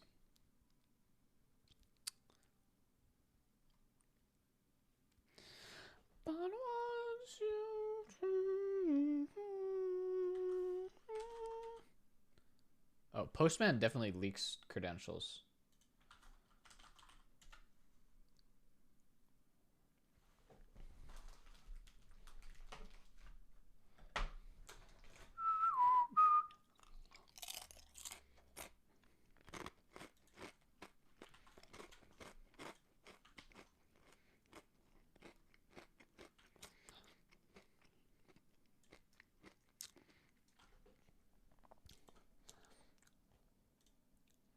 All right, so we're gonna test checkout.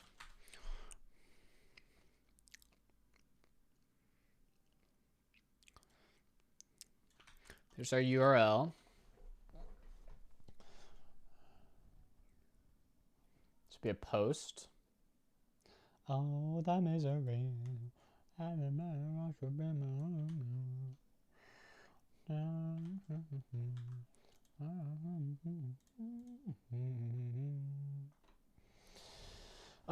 It's a multi-part form. We're just gonna do raw.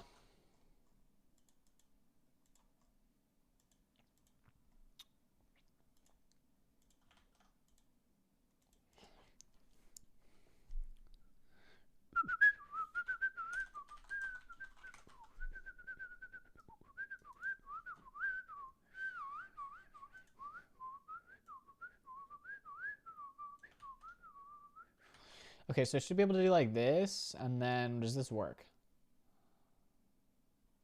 It fucking, I don't know. I don't know if that worked or not. Can I visualize? Preview? Okay, it just brought me here? That's fucking cringe. I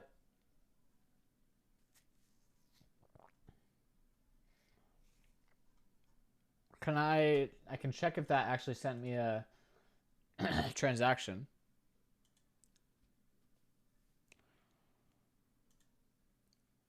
Most recent one was sent at 9:18, so it can't be this one. Or wait, what? 9:18? That's 1:18. UTC.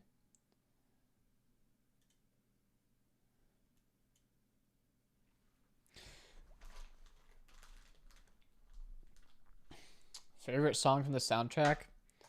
Probably Goodbye.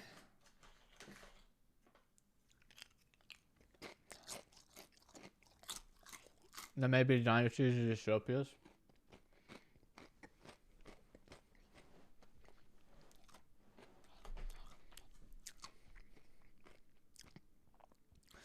Okay, so this obviously didn't work.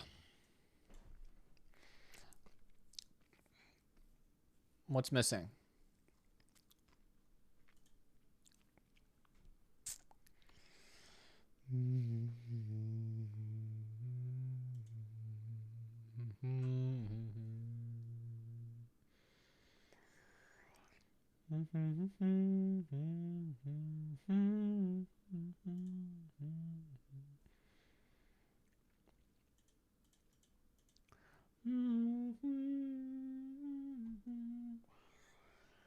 Yeah, I know it's a public API, but I'm not trying to do the public API. I'm trying to recreate their checkout because it's shit.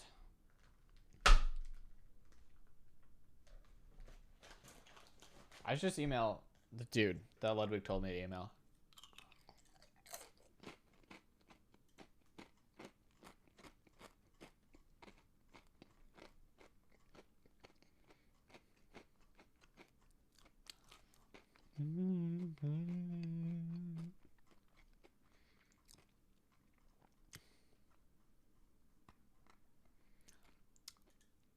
Thank you for the Prime sub, Awesomots.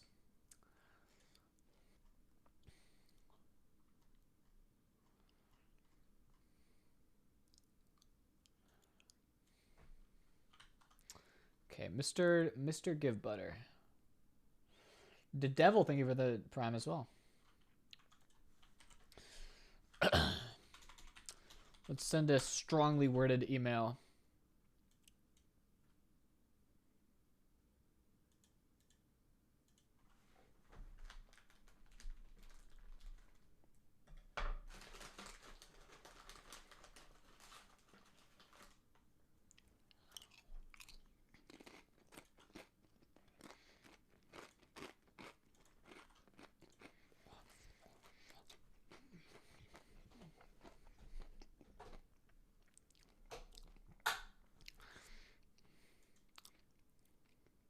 Man, I don't know what to write in this email at all.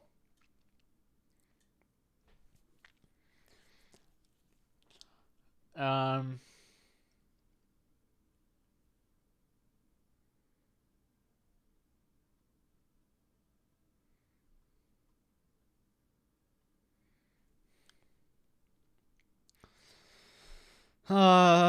Transactions. No, you can't make a transaction unless you can secretly make a transaction.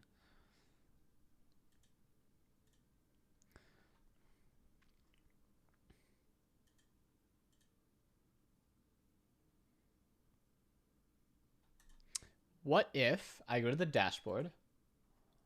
New trans. Ooh. Okay. Wait. I think I might be able to make a new one manually. You can just look at the.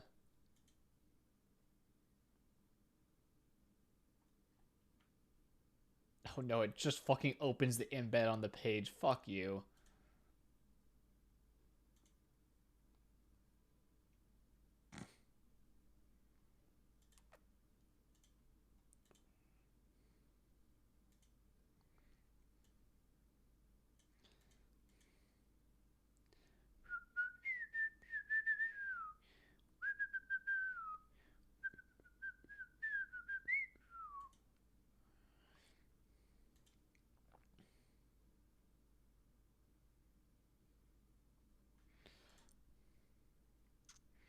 What if I need to do like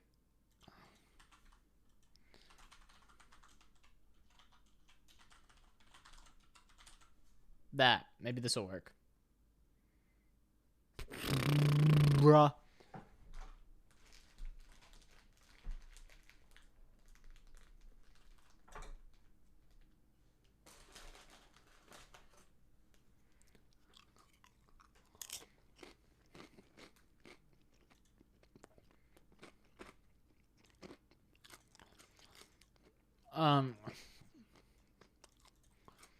This is stupid.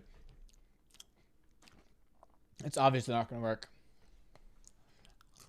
Or like it might work, but I need to like fetch the HTML and then get the session ID.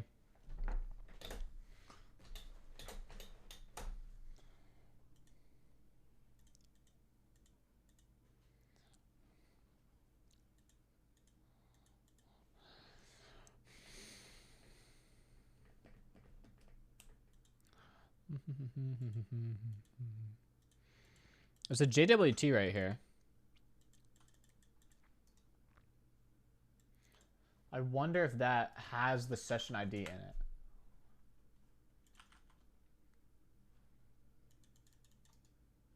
Can I not?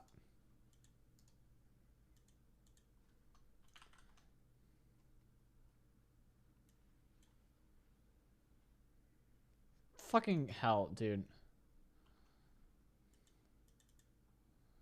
I guess this is just base 64.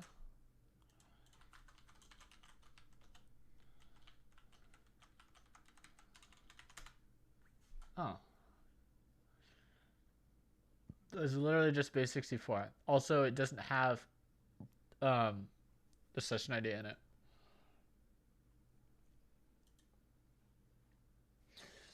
Yeah, this shouldn't be necessary, and therefore I'm not going to do it.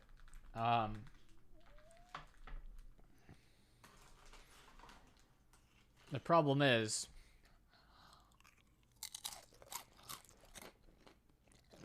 that this means that there's probably not a way that they can do it either. If I wanted them to.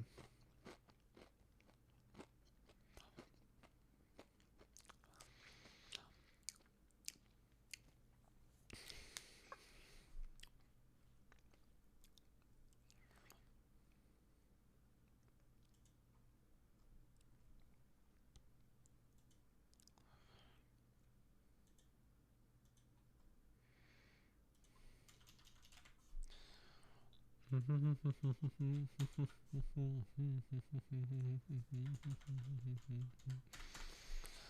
wonder if I have to like replace all these things.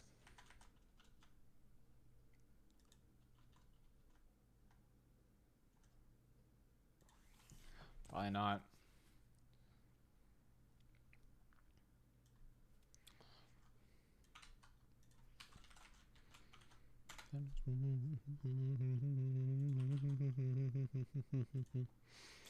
Yeah, it still fails. Session has expired.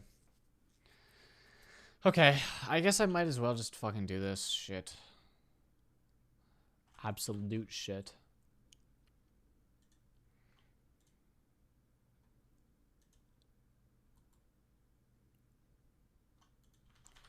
Session. Where's the session ID?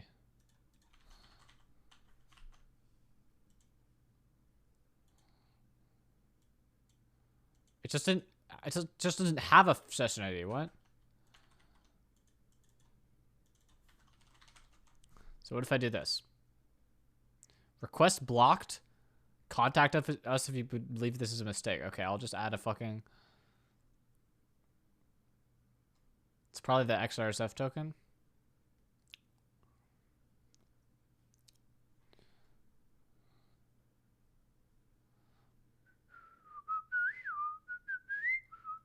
Or user agent, I guess.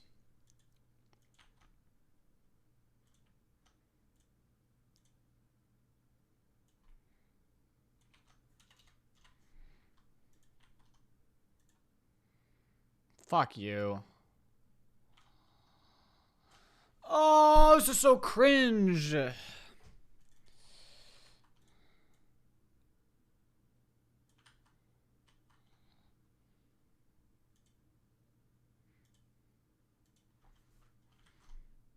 the cookie?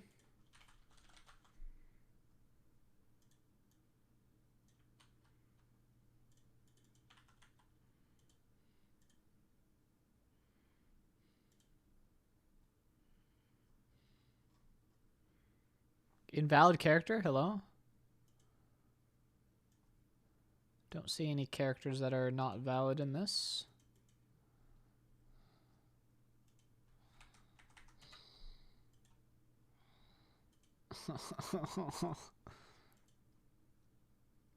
Oh, okay, that worked. Okay. Okay, so that gave me a session ID.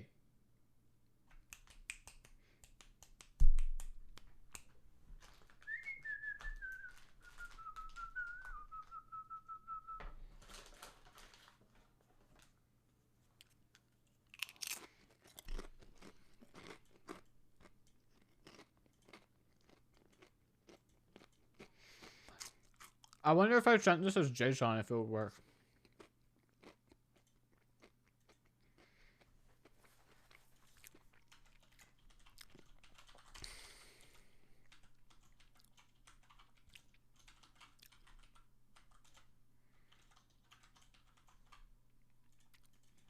Like if it's using some automatic body parser.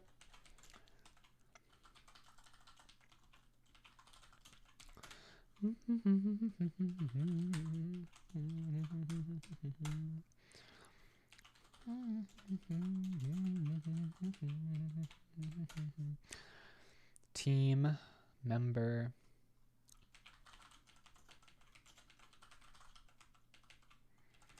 So like if I send this JSON along.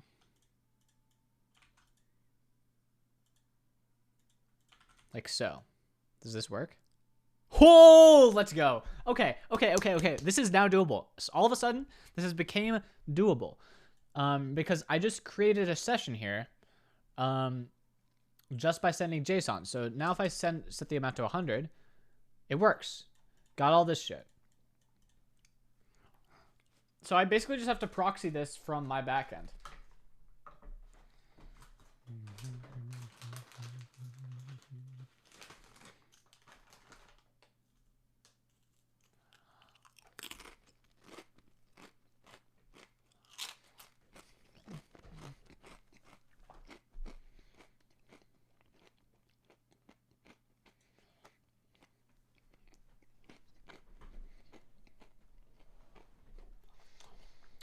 Thank you for the year of sub, Jam Shepherd. Very pog.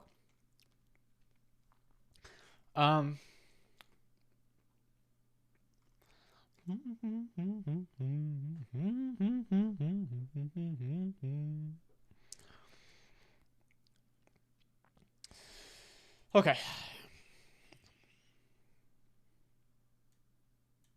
So just send this payload first.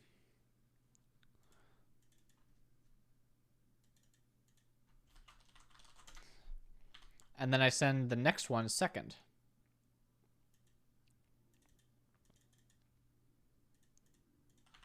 Checkout.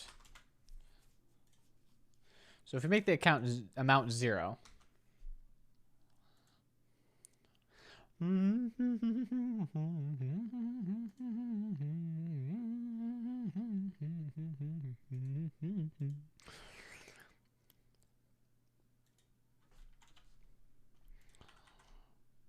I have to convert this to JSON. Okay, it just has session ID, campaign ID, first, last name, email, phone, tip, fee covered.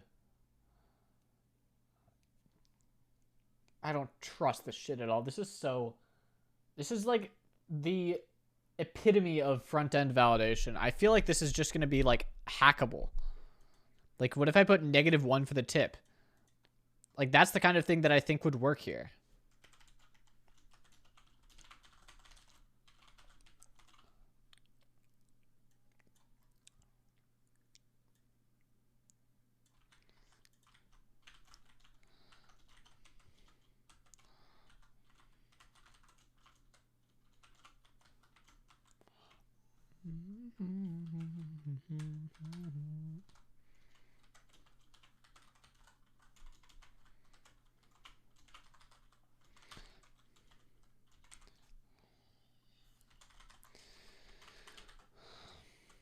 I also think that you could probably leave out like the last name or something.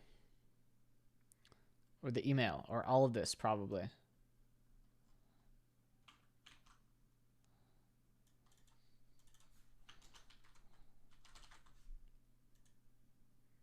Okay, no. Last name. Last name. Okay, email's required. But it's not validated at all. Oh, I guess it is validated. That's weird. Because the phone is definitely not validated. Oh, yeah, just did it. Just made a transaction of $0.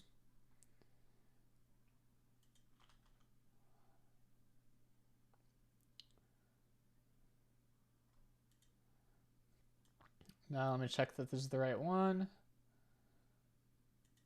Yep, auto at auto.auto. Worked. Of course it worked. And this includes the tip and shit, right?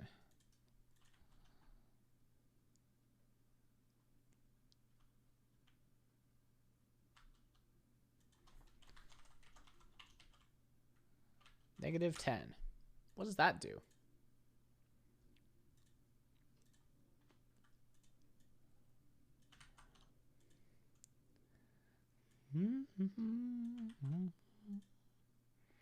The payment method field is required.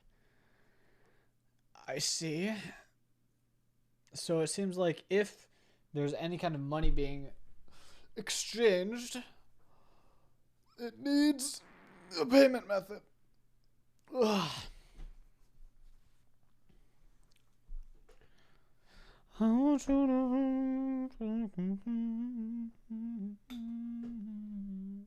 Alright, I'm gonna make a test payment then of $1 to myself.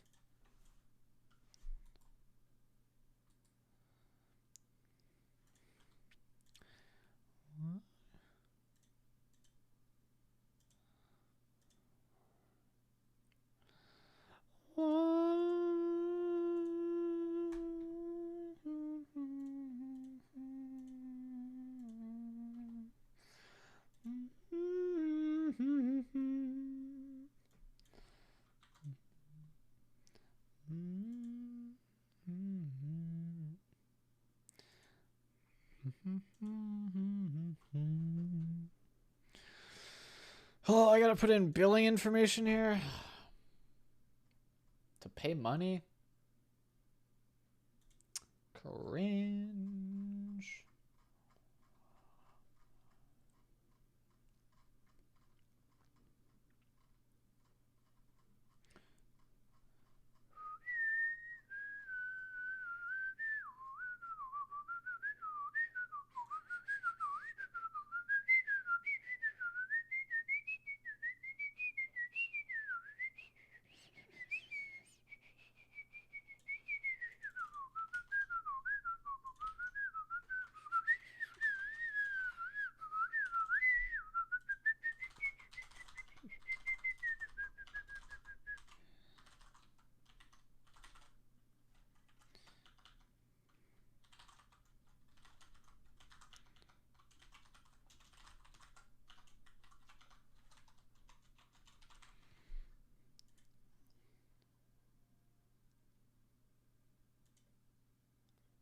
Okay, that worked. Where is the credit card number? Oh, it needed a recapture that time.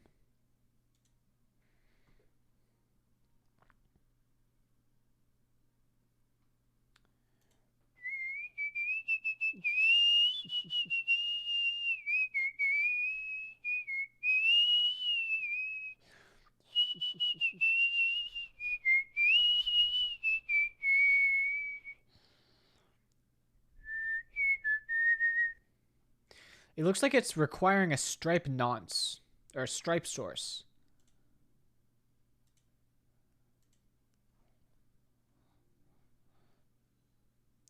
So it's like it makes a request to Stripe first.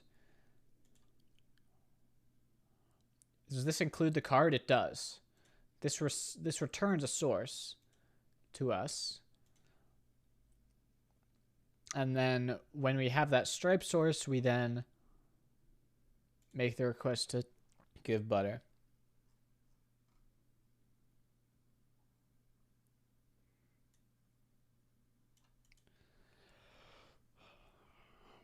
Also, it doesn't validate the address at all in any way, shape, or form.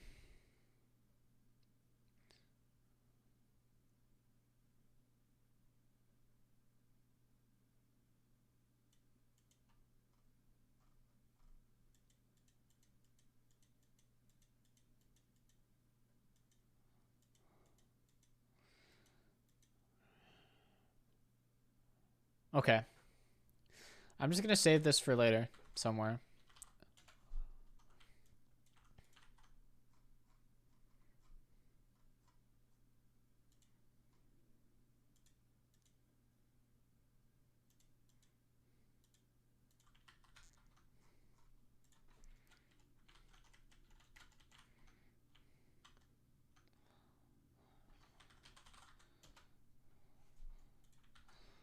Okay.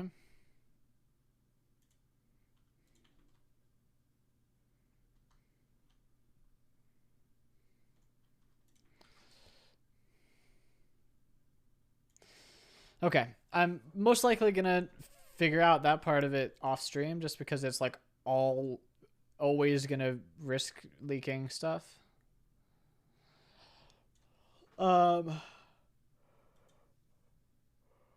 So for now, what do we do?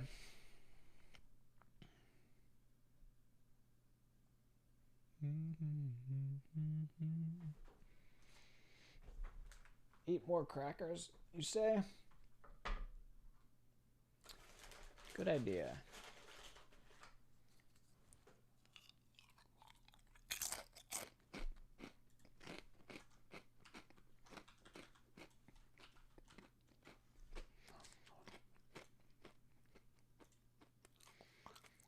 How's it logged me out already?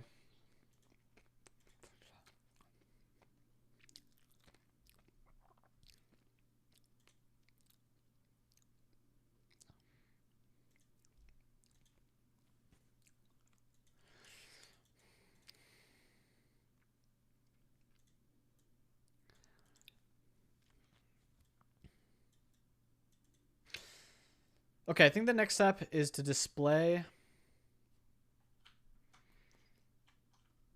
the rest of the information about the current item right here. Make it so that this input field only accepts stuff between the old highest bid plus whatever amount, and your maximum amount that you can bid.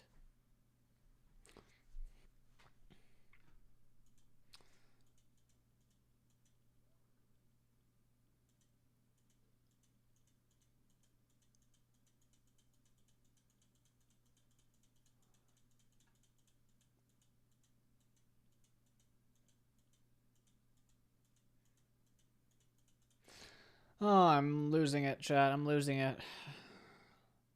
Maybe I have to work on something else for the rest of today. I've been nonstop grinding for like 4 hours.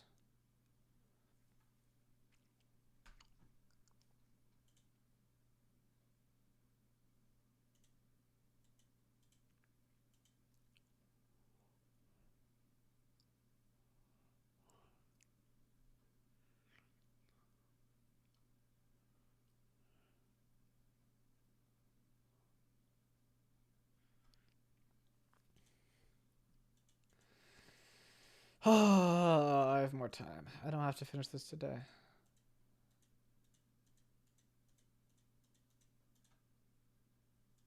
Maybe I'll like stop streaming for a couple hours, just take a nap, and then come back and work on like Mogul.tv.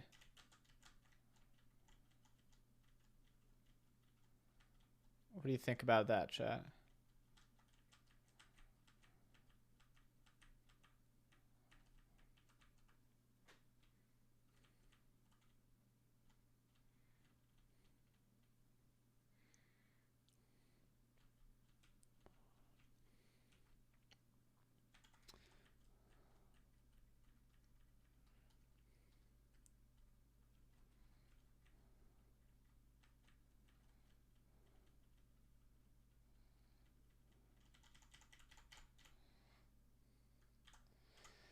All right, all right, all right, all right, all right. I'll be back then, probably today. No, I'm committing. I will be back. I will stream again today. I will be back online. I will be working on Mogul.tv, which is actually kind of a. I'll tell the story of like why it hasn't been updated in a while, and we can work on that, and then hold.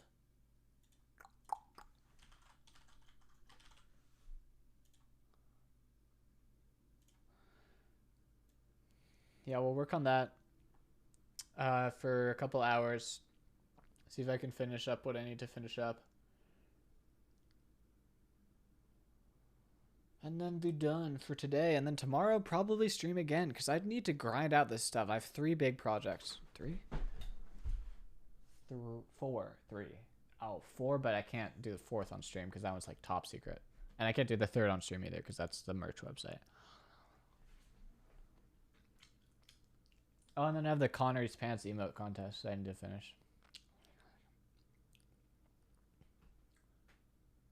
So yeah, I'll probably be streaming for the next couple of days just so I can hold myself accountable.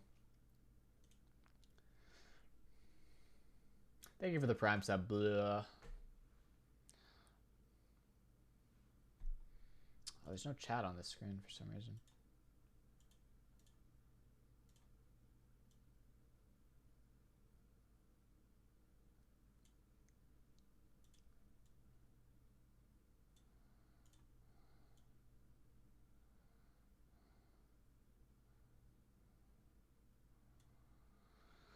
The song is called Veritas Quo. Or Vertis Quo? Vertis? No, it's Veritas. I'm correct.